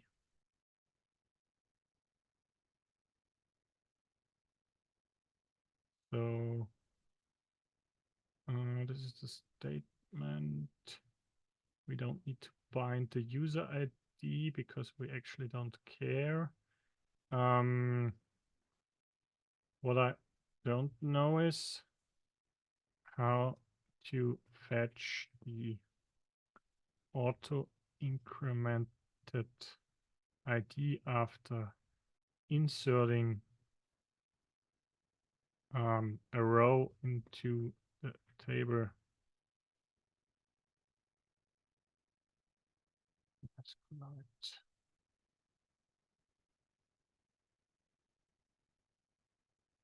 So there's some sort of return value that we need to pass here and store into the user object. Ooh, this could be a little problem. So either I store that in the user object. Astro ID, okay.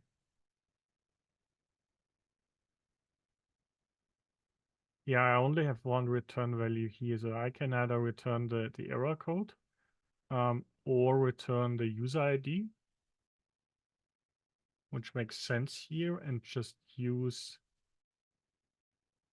throw an exception in case of an error. But this needs wrapping of all around all the SQLite functions.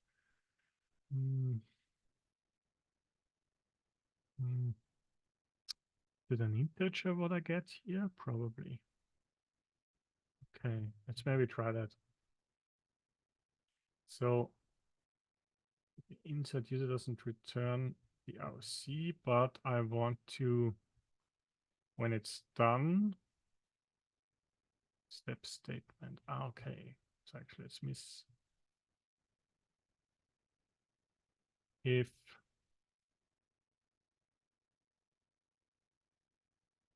is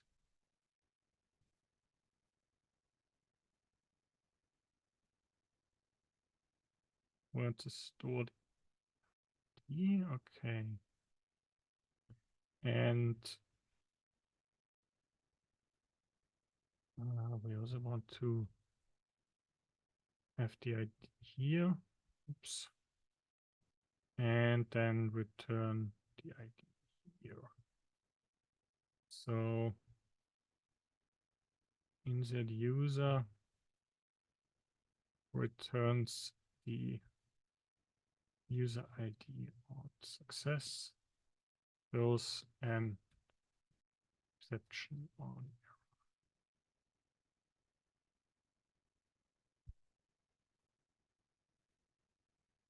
row.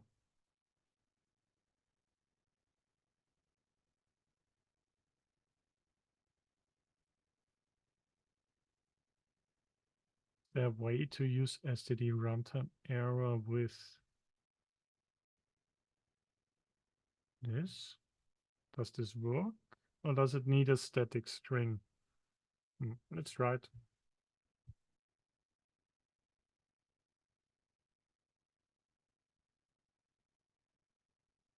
And maybe let's keep this one as well. Else, oops.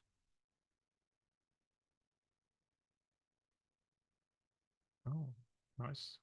Don't need to think anymore. If this works,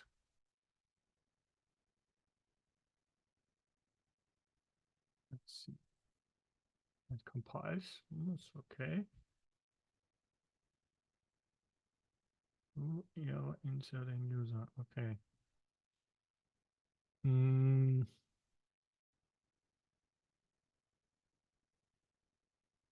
Yeah, it works, but at some point I'm printing user is generating a segmentation fault. Okay.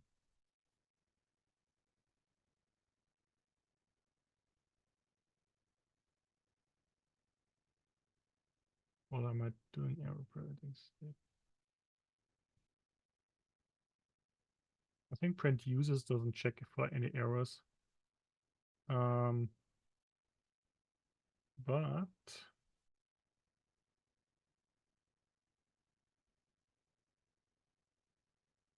let's maybe change that to this. Let's do that. Set test users. What else can we do?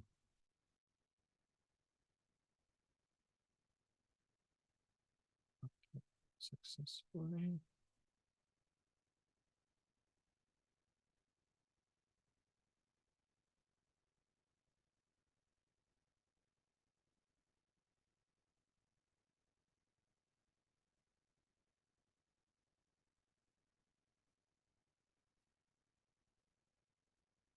Okay, now I'm in the mood of rewriting things C++ style.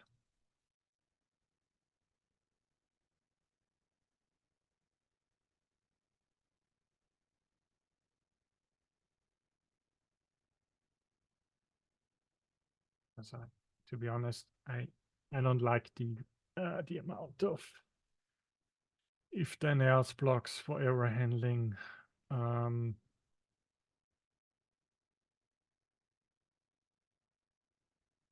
But I'm curious what the actual error is. Oh yeah, for some reason the return code wasn't set correctly, but the users are being there. Printing users does something weird, but let's see what it does. Print users.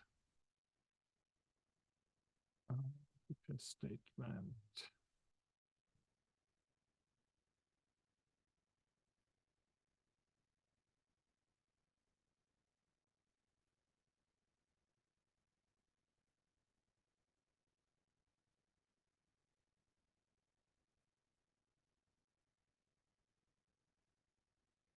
Okay, let's printing users.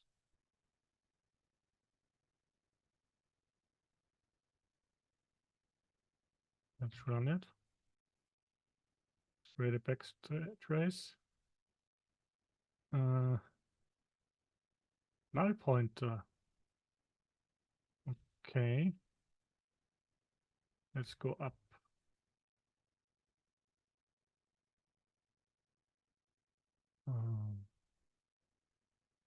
Where are we? Column text. Okay.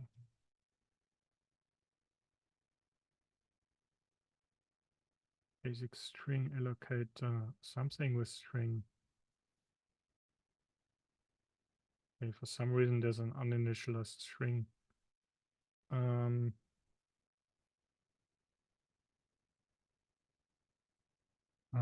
BTR. No, I don't. Is there BT full? No, there's. I don't know exactly. No. It's either all or nothing. String length char const.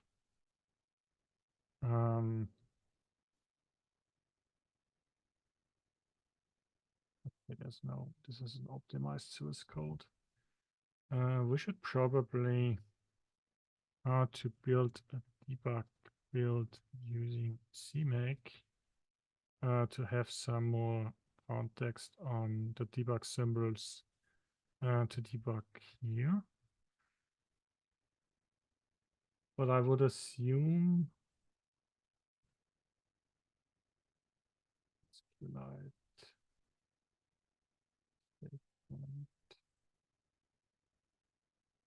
something is off here.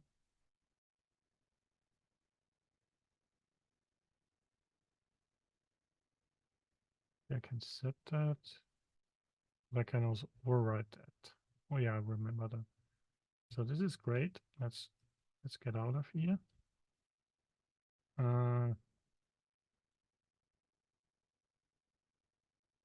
And then move here. Build with debug options.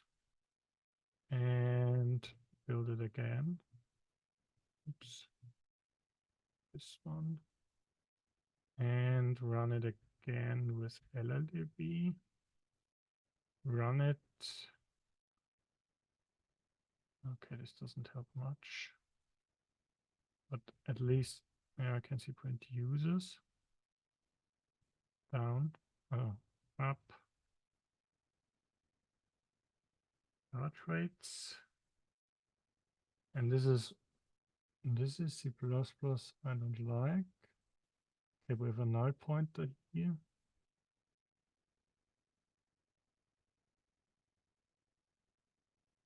Right column text. Okay, something happens here.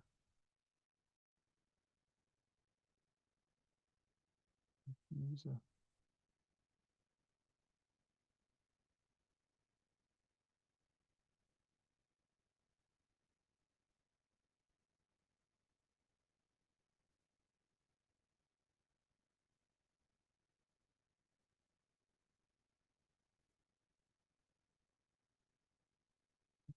Cannot print the statement in this scope.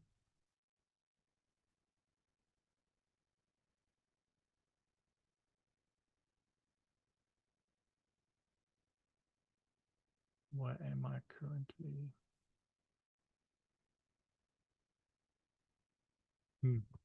Now I made a mistake and it's hard to debug. Okay, SQLite step.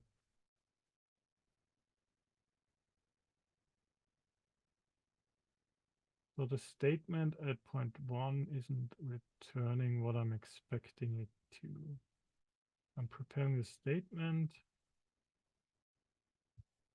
Let's quit here for a second. We have that here, print user.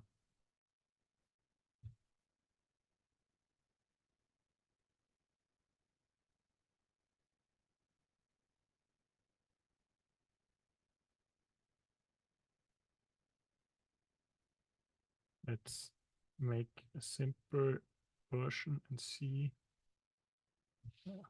Not so simple. It's not obvious. And see if we actually can like hit this one. No.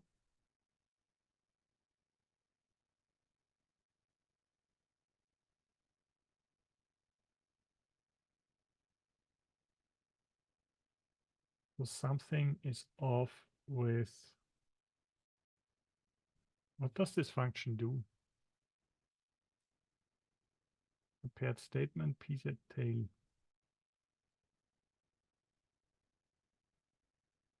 I think. No.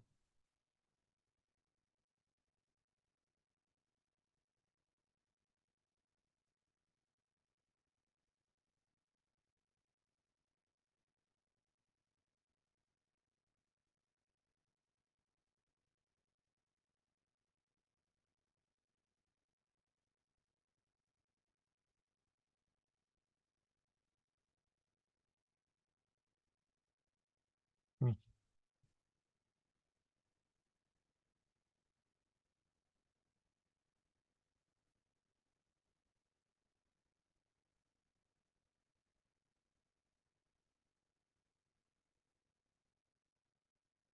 Okay, something is off with explain a potential segmentation fault with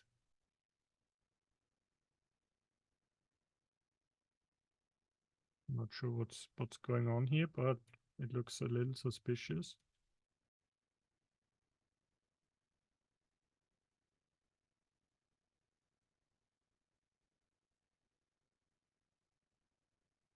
Meanwhile, I can do printf debugging.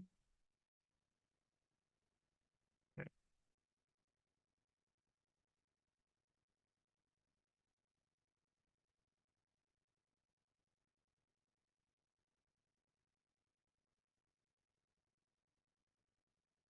I did something wrong here. So I'm inserting the users and printing the users.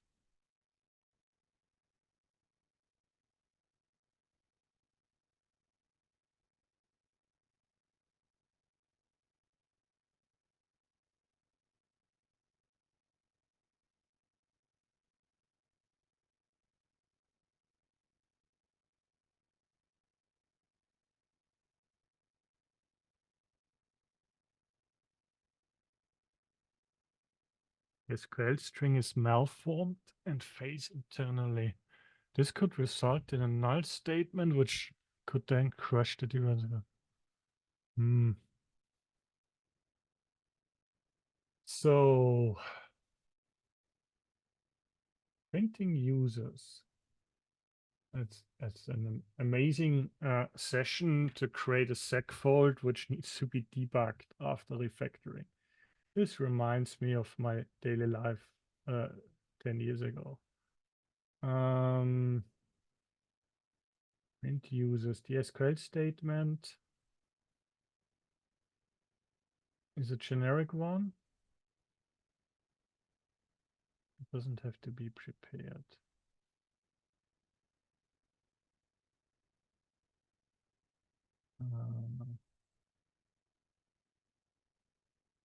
Can I?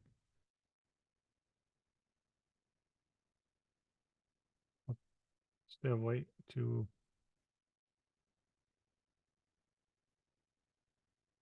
No, this is something available. Oh, it's an error code. I'm not sure if this works. Pointer to incomplete cannot allowed. Okay, I expected that.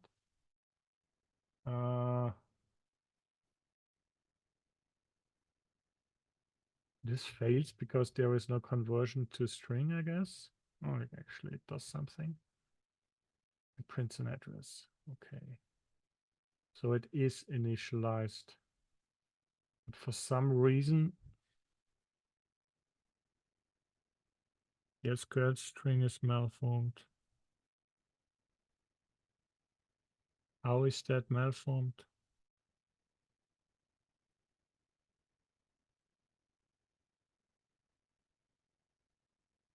Close database.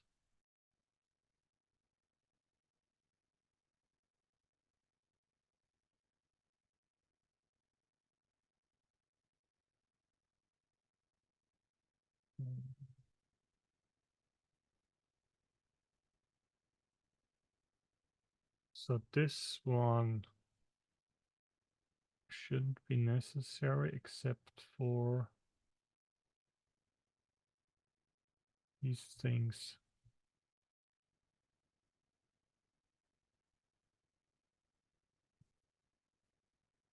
And remove this one. We can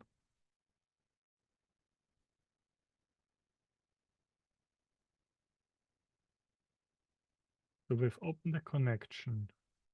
We are storing the connection in there.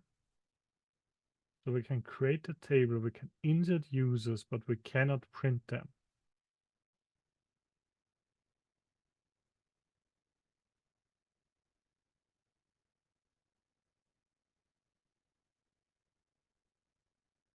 But for some reason, the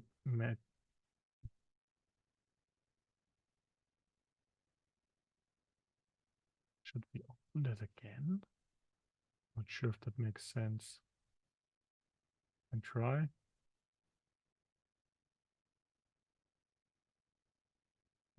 Interesting.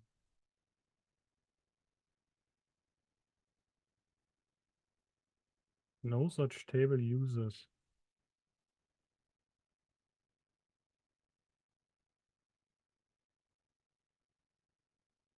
The table was created successfully.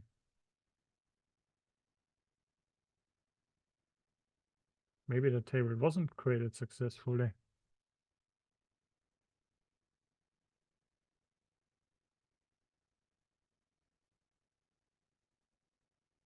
Maybe I made a mistake.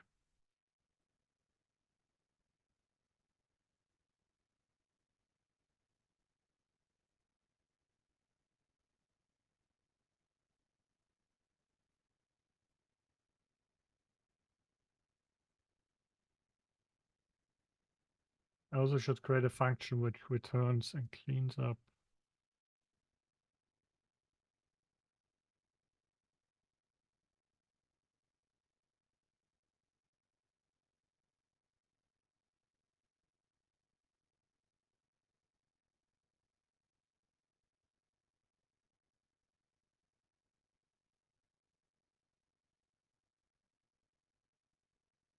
No such table users.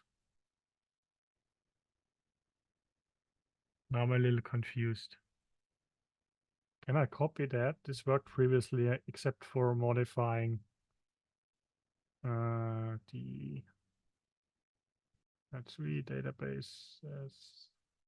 Where is it? Oh, we don't have that file.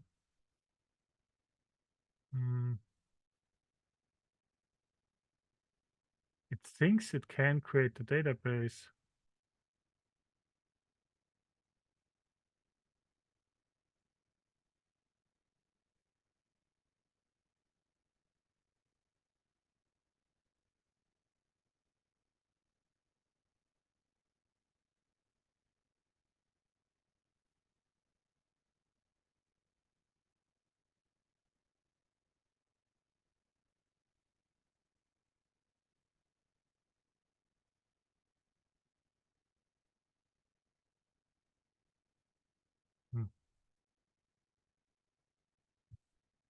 Curious whether the database is actually opened. Database is open.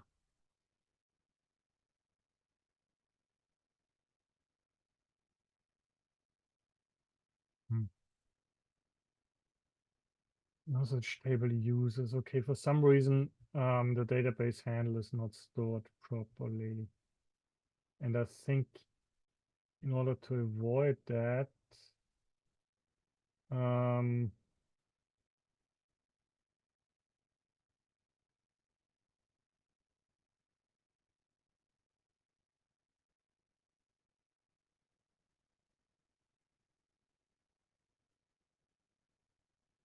there's no way.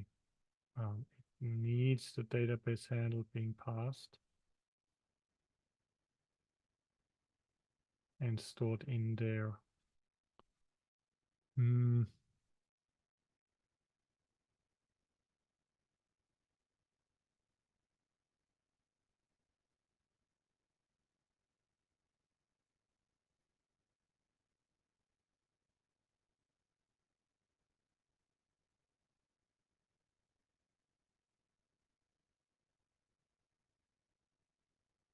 Problem is, it doesn't create a database. So I'm opening the database. I'm creating the user table. I'm inserting the users.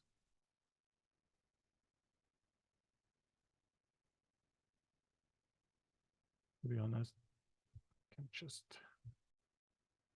use a huge block here. This doesn't make sense, but let's see.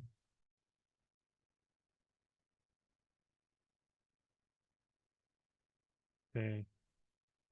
But for some reason, the database handle is not updated after calling insert user.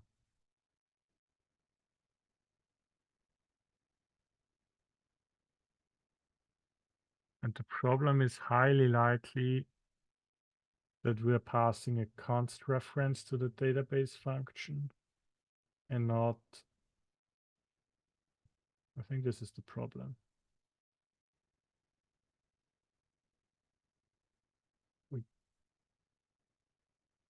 We are modifying the database and as such the handle, and it's never updated in there. So anything which happens in that handle is treated in the scope. So this needs to be a reference and not a const reference.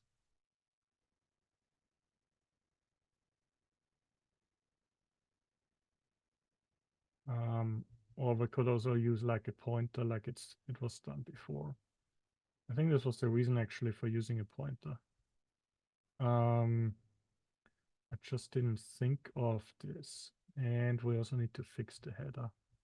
So passing the database structure cannot be const, except for, yeah, maybe printing users like a read-only operation. But let's change that to anything like this. Build it again, and it should build. Still segfaults, okay. I'm still not exactly sure what's going on.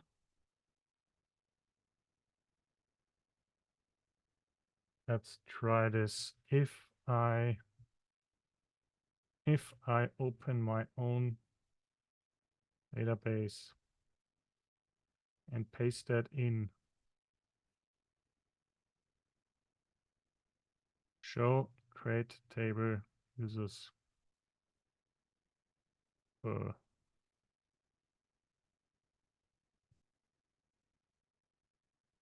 How to print a table with schema in SQLite.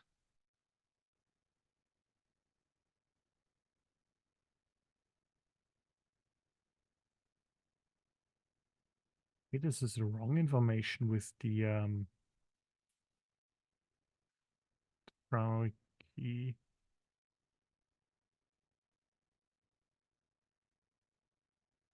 Oh, okay, it's a different syntax to MySQL. Oops. Schema users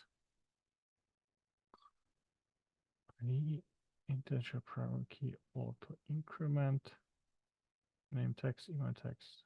Okay.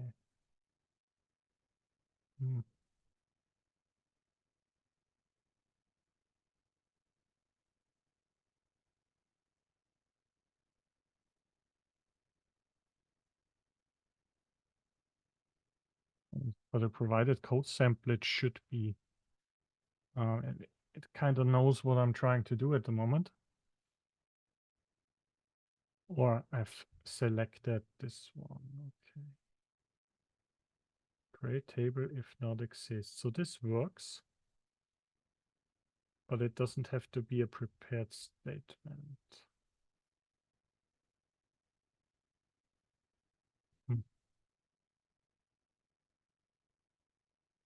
Let's go for D.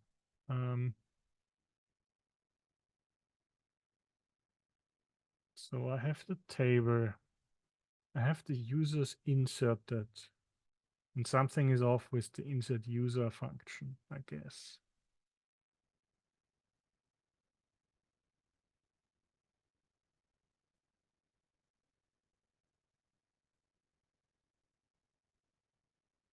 ID SQLite done.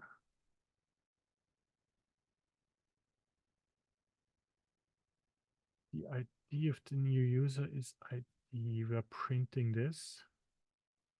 And then we run SQLite reset and finalize. Why do we run reset?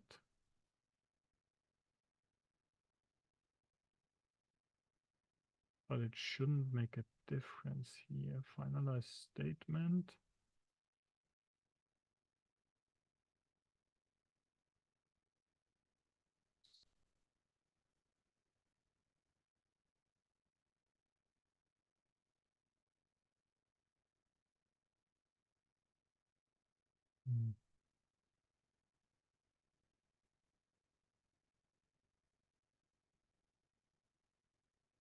Not sure if it makes sense to. Can I refactor that source code? Maybe this is an option. Let's try to refactor this. I'm actually not sure what happens here.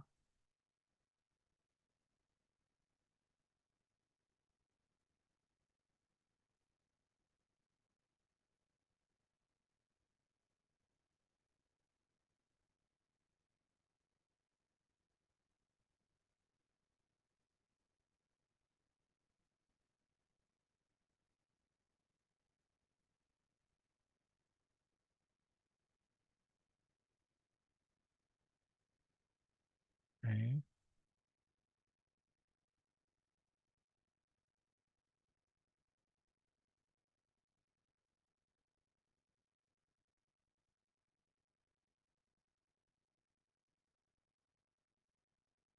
Okay, agreed. Print user makes sense. Print users.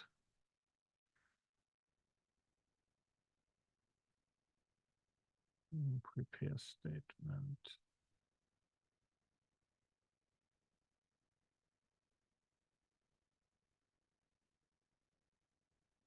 Okay, we could actually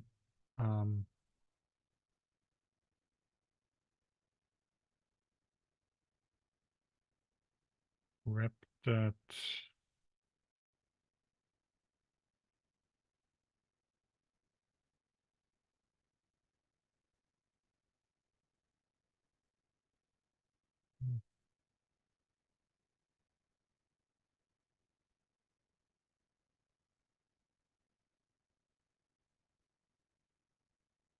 Let okay. Okay.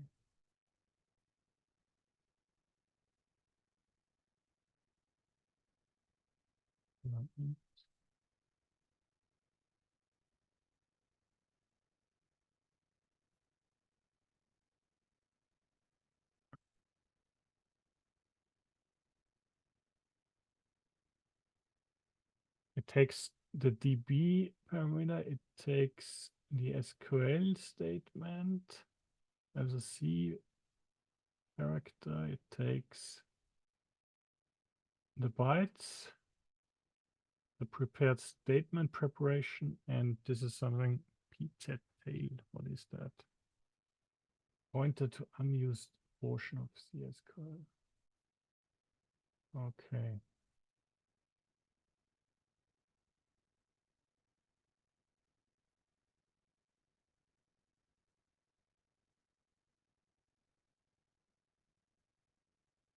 Well, there are different prepare statements as well.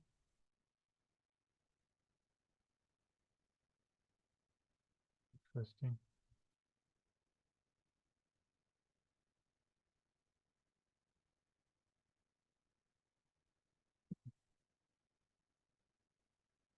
Okay, preparing this statement should be technically fine.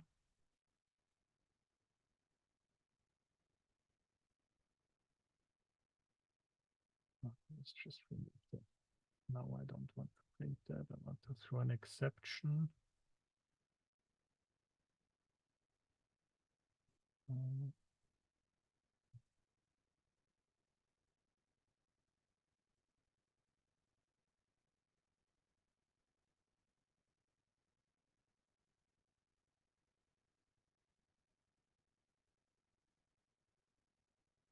Can I do some error handling here?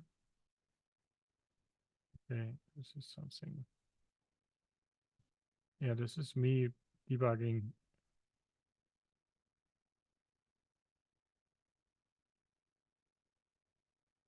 Oh, this is actually interesting. But I never reached that area, so something is segfaulting already.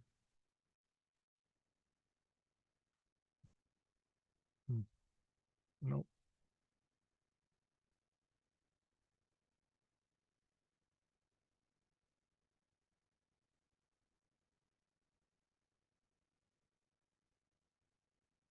Yeah, this is a little odd. So we're actually moving forward, but we never can print the user. So yeah, the segfault is actually somewhere in here.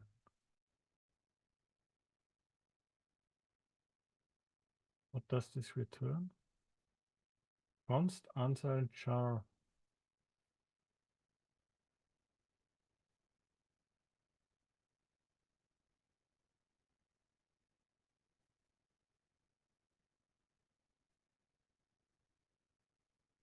It's really weird.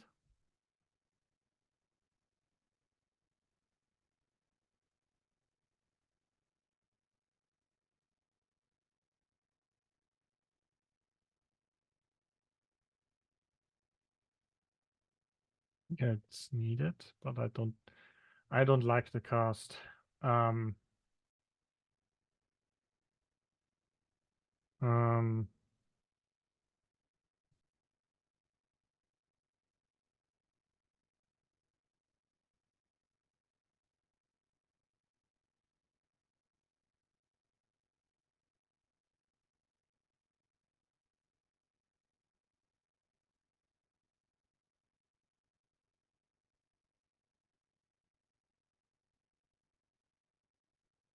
no,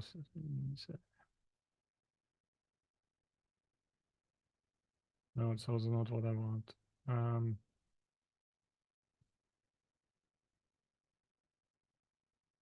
This also won't work because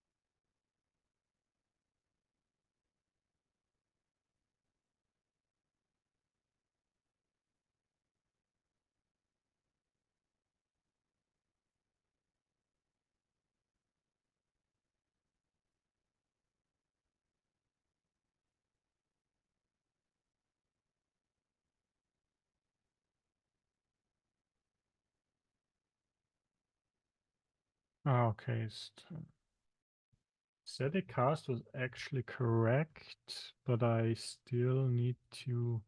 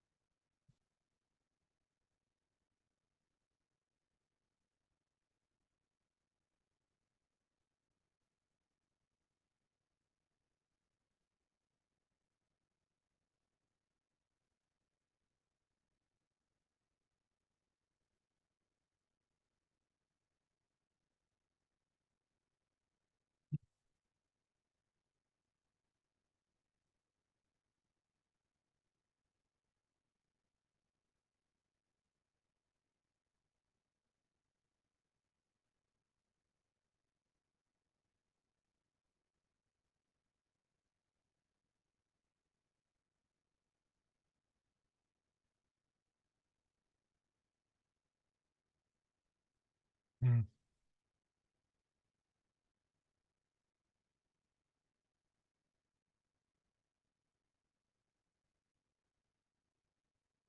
I mean, I could remove this, but it's still not. What is this?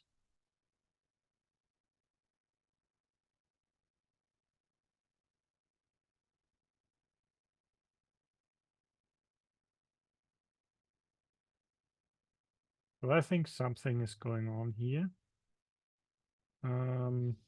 Let's remove that, and remove that.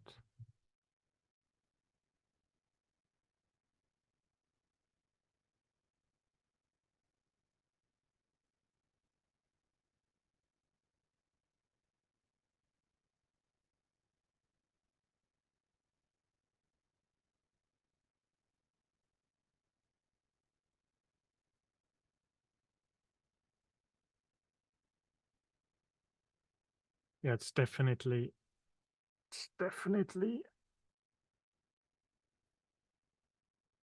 the casting the name or the email, and I think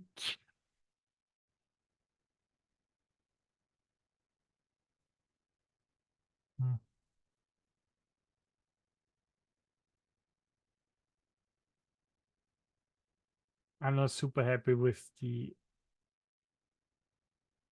numbers.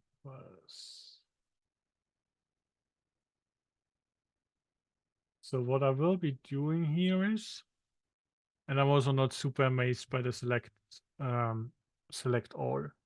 The problem is this tries to do a table scan over everything. But I also only want assorted attributes, and I think this is the culprit of mixing up the order of attributes. So I believe over here I get an integer. This cannot be casted somehow. Let's try it. I want to order ID, name, email. This is something, it's the same I want to get here. And then I want to build it again and run it. I'm still getting a segmentation fault. Okay.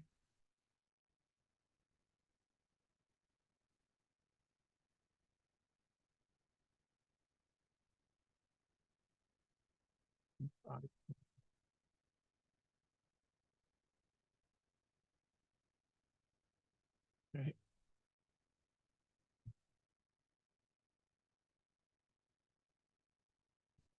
Um,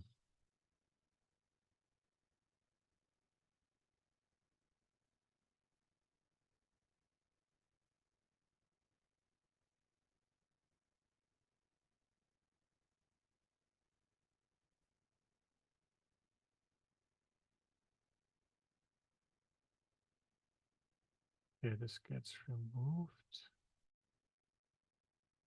Okay. What happens if I remove this?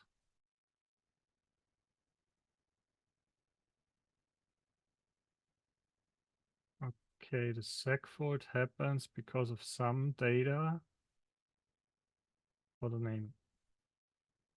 That's quite interesting.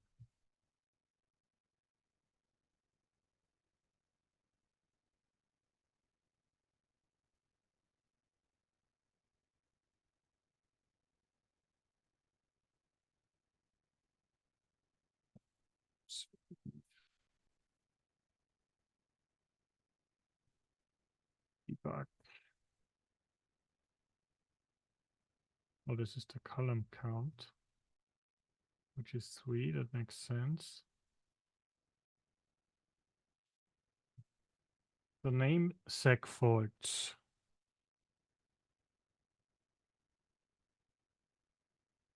Do we have a user without a name?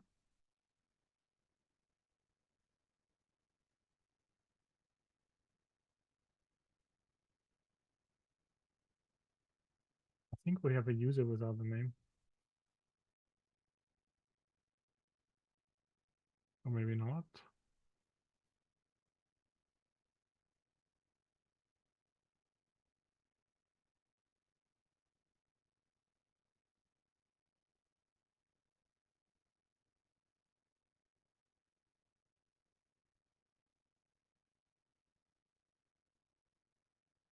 Oh, oh, oh, I made a mistake.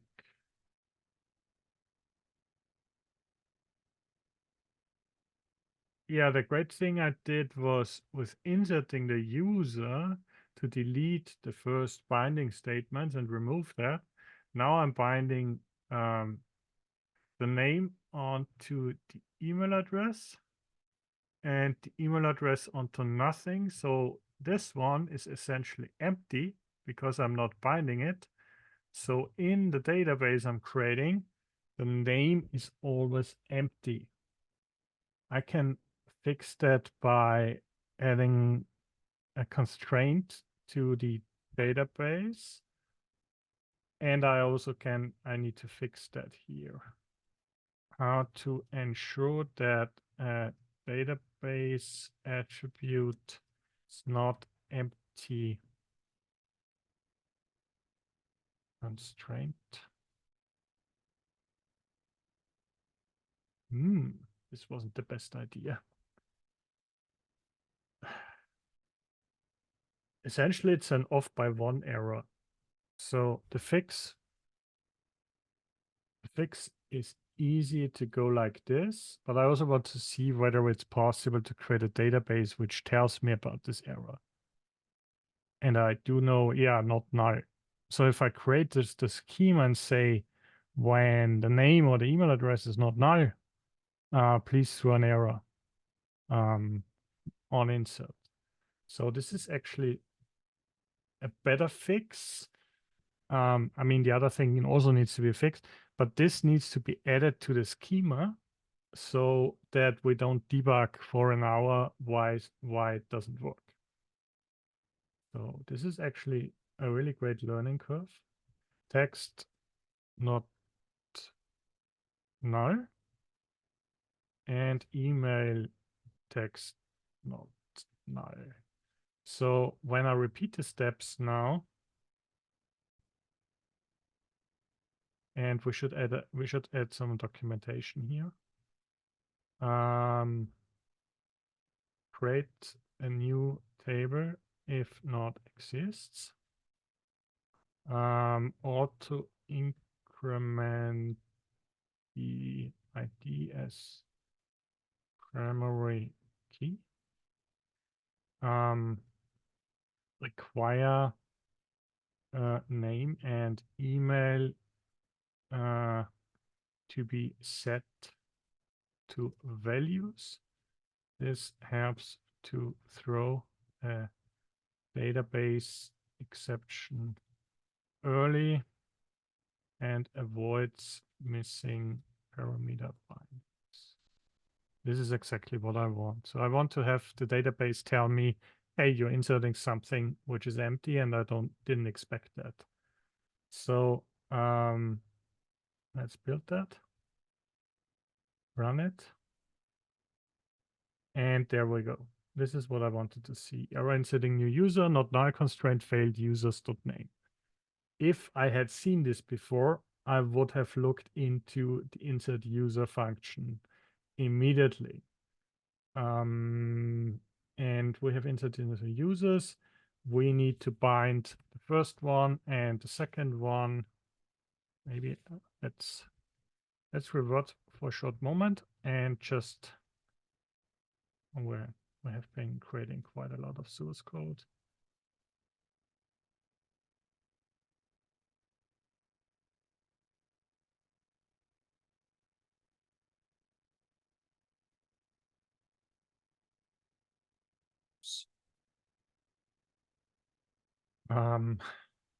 What is the, actually I want to see what if is.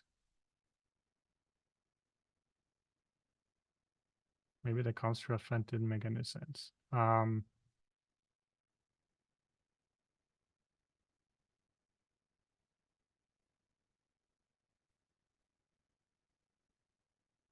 it's, I mean, it's a good exercise.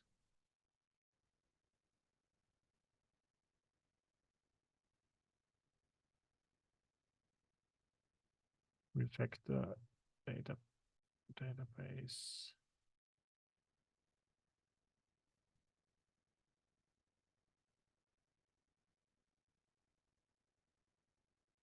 Okay. And now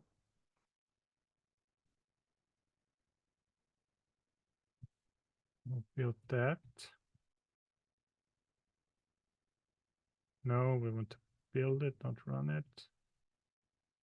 And okay. Inserting users. We cannot insert the random users because we are inserting the ID. Okay, that's expected. We also need to fix that. We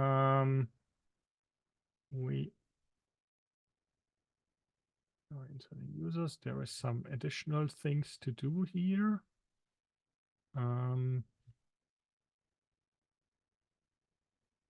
Fix wrong parameter binding order in insert user function off by 1.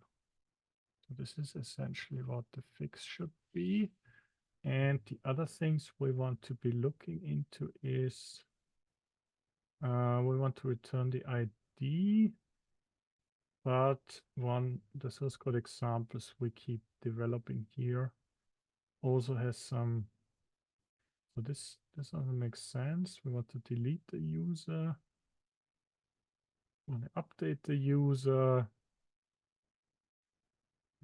Factor that later on. We want to add a user.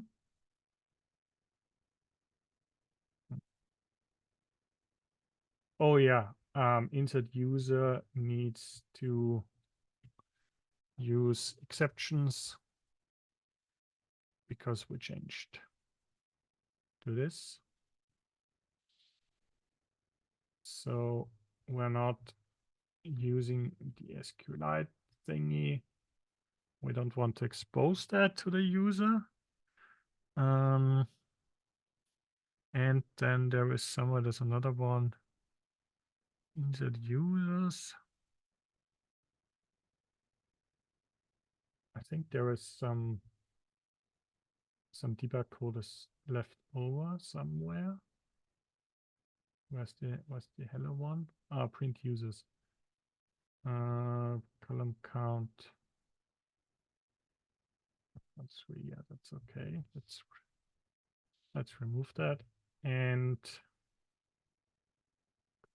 segfault here is not. Remove that. And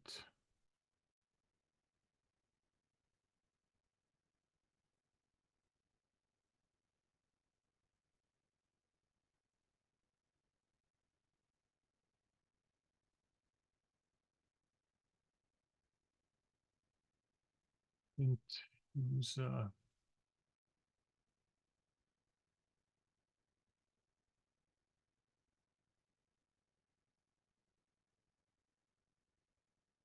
So either I want to print the user by this. So this is the first step. Or print user const. No, int ID.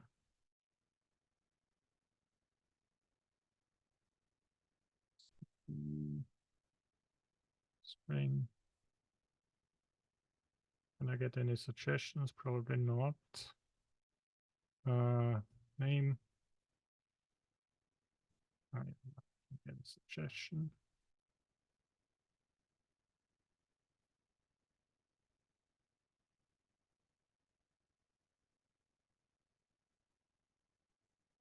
Exactly, and this one should call the other function. Yep. No. This duplicates what I actually want to do. This should call print user with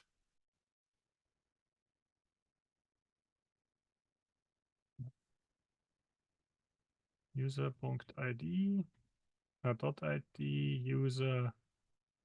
Yeah, exactly what's written there. Name and user email exactly. So these helper functions should be useful. And there's also a great way to show how much fun it's db. And shouldn't be in a db. This is more. Where does the user exist? Yeah, it's a db schema function. Let's keep it in the db file. It's a utility for the db file. Let's keep it here. And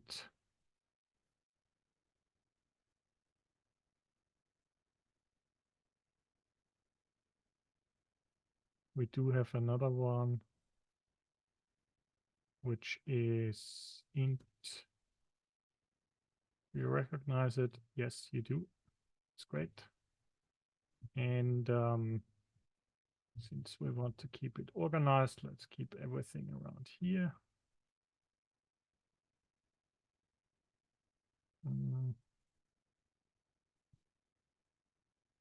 Put a little something to print users. And these are like helper functions.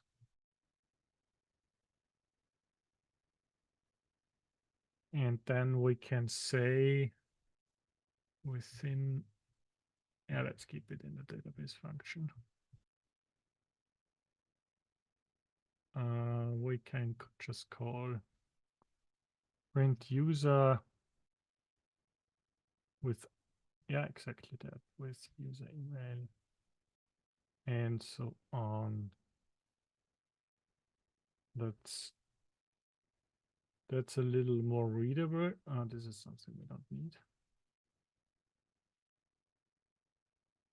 Avoid select everything and instead use attributes to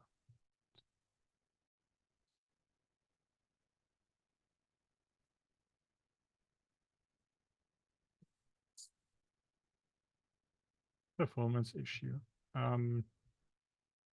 especially when the table has a lot of attributes. Okay, so if I build that now, it should run, but the unique constraint for the users failed. Okay, we still need to fix some code here.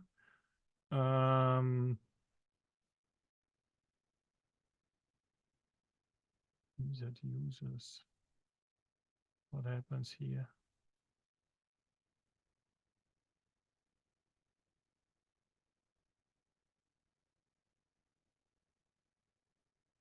I think this is not needed.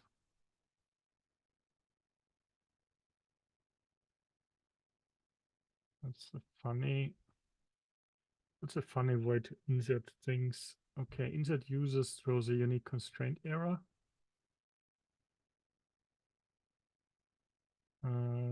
Something is still odd here. What happens in the function insert users? Insert user is here, whereas insert users. This is at the bottom. So something off is going on here, but we want to move it on top. Insert user. Okay, so what's happening here is this is a bulk insert.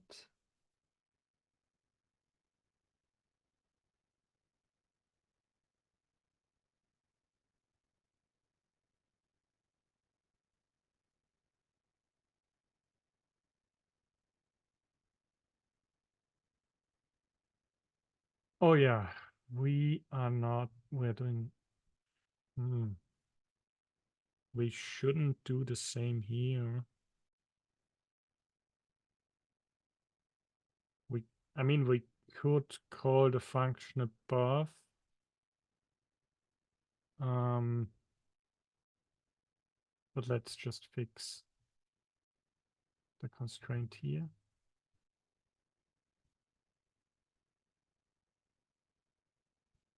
And build it again, run it. And now we can close the database successfully because we have everything we need. So we have user one. Essentially, it's an insert afterwards. So this works now. This is great. Session is more than 2.5 hours again. But it shows, I see, what is the diff?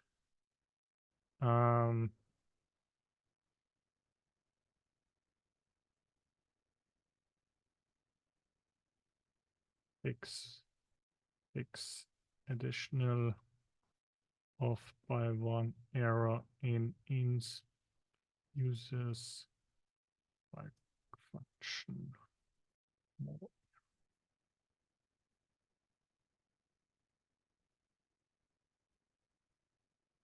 Oh yeah, the thing we didn't add yet is a GitLab CI YAML file.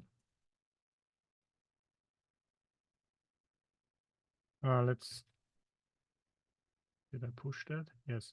Let's add a new merge request for that. CI/CD.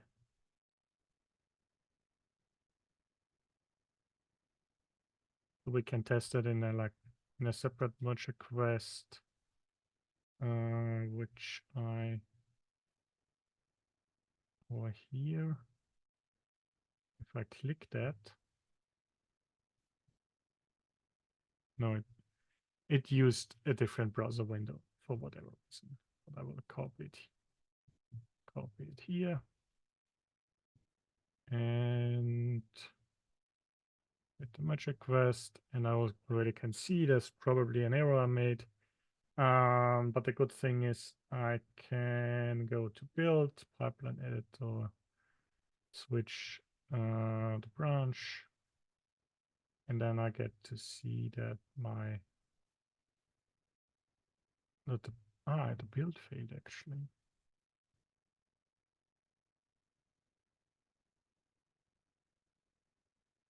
Oh,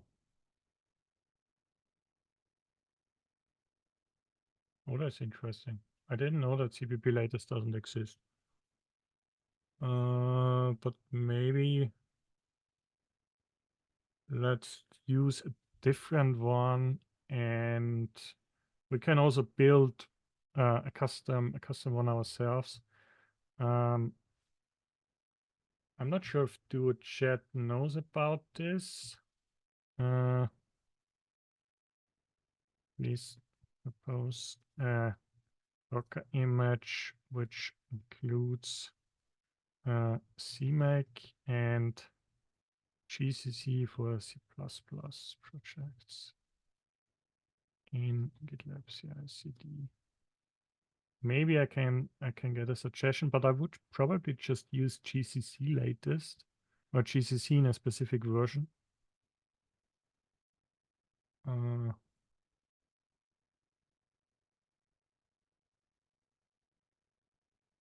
No, I don't want to use Docker DT.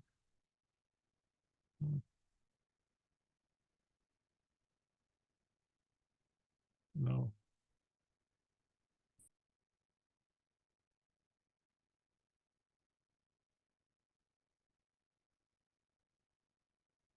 So CMake and GCC images.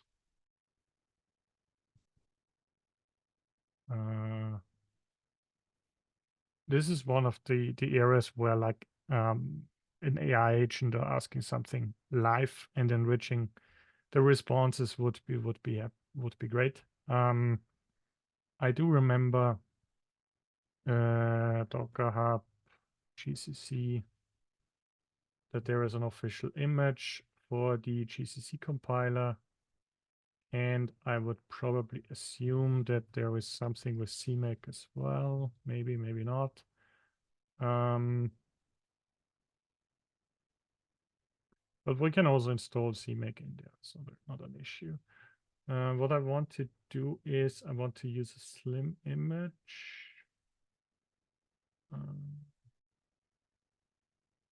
There's a Debian version. I don't want to use latest. I want to use 13 bookworm. Okay, that's the tag I'm looking for.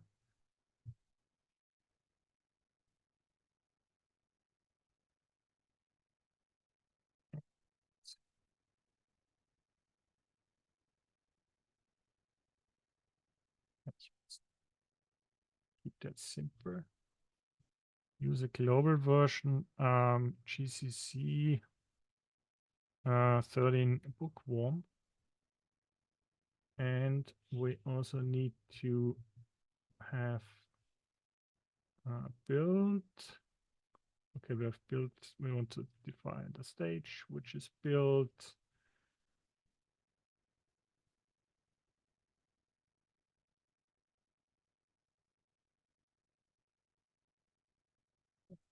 Stages.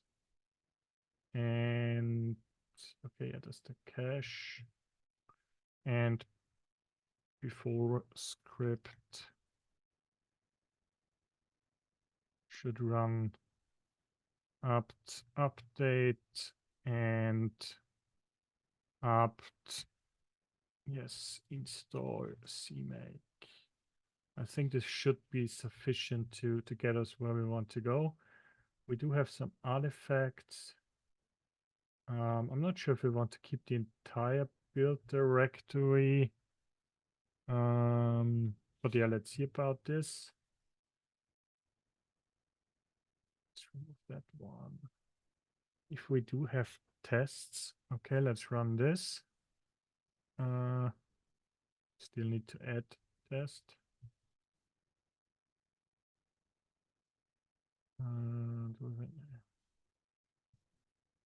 Different image file installed CMake. And the before script needs to be like removed without creating our own Docker file. I think I have an example somewhere lying around. Somewhere in a workshop. I think, was it this one?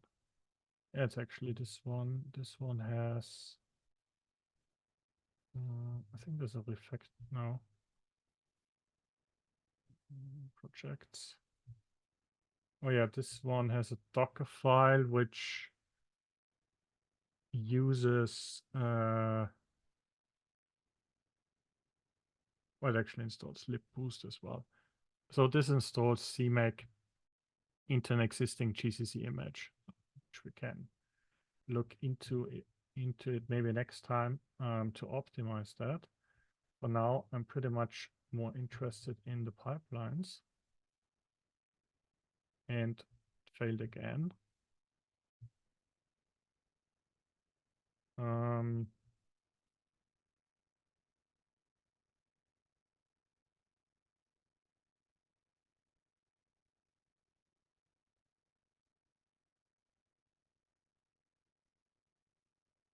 That's quite interesting. Vector in namespace SED doesn't name a template type. I need to include vector. Oh, interesting. That's odd. Maybe the newer GCC. I'm compiling with Apple Clang. Okay. Yeah, okay.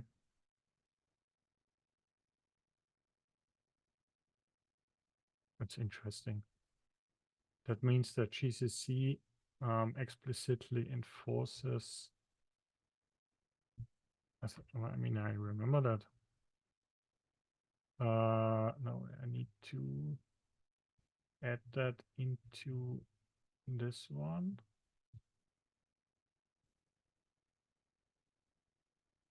It's odd that the Apple Clang doesn't say anything here, but this is why you should be using CI/CD to test different systems.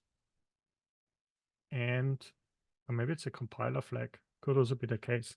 Let's include vector here. And do we have, just need to have string here. To the database include, we should have it anywhere.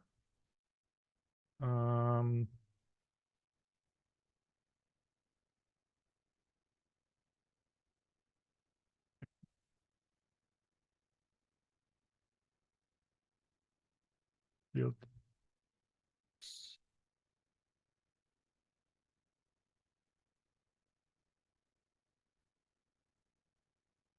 Oh. Git fetch, git rebase origin, CI/CD. Okay. So it's quite interesting. I remember making these mistakes. Now it should be building again. And it's using GCC 13, which is the most recent. I've never tested that. I think the last one I tested was 9 or something. But yeah, this is a side project of what needs to be done. The other thing, I mean, today we refactored the source code. We learned about optimizing SQL queries. We then tried to refactor the error handling from the return codes for integer into a more like sophisticated throw exception logic, which is more C++ like. Still not perfect yet.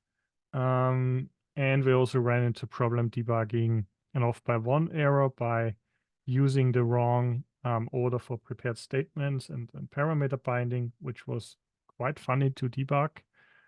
Maybe it was not funny, but it was an interesting lesson to tackle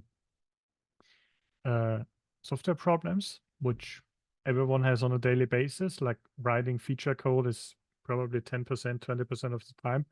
The rest is debugging something, staring at the screen, or taking a break. Yeah, and in the end, we could ask GitLab Duo Chat quite a lot of questions. Sometimes there were timeouts, but it's not on the web interface. So this is also something to report as feedback. And in the end, we also should have added CI/CD. So this worked. The code built, which is great. So as the last step, test didn't work. We don't have any tests yet. So what does it do actually? Test command not found. We're doing the lazy version here. Should we do it here? No, let's do it in Visual Studio Code.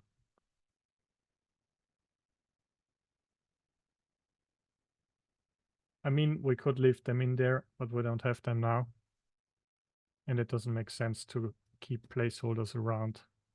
Just, we need to create an issue to add tests or do it in the next session, adding tests for the functions we have added. Remove unused tests job. It's better to do this. And once this works,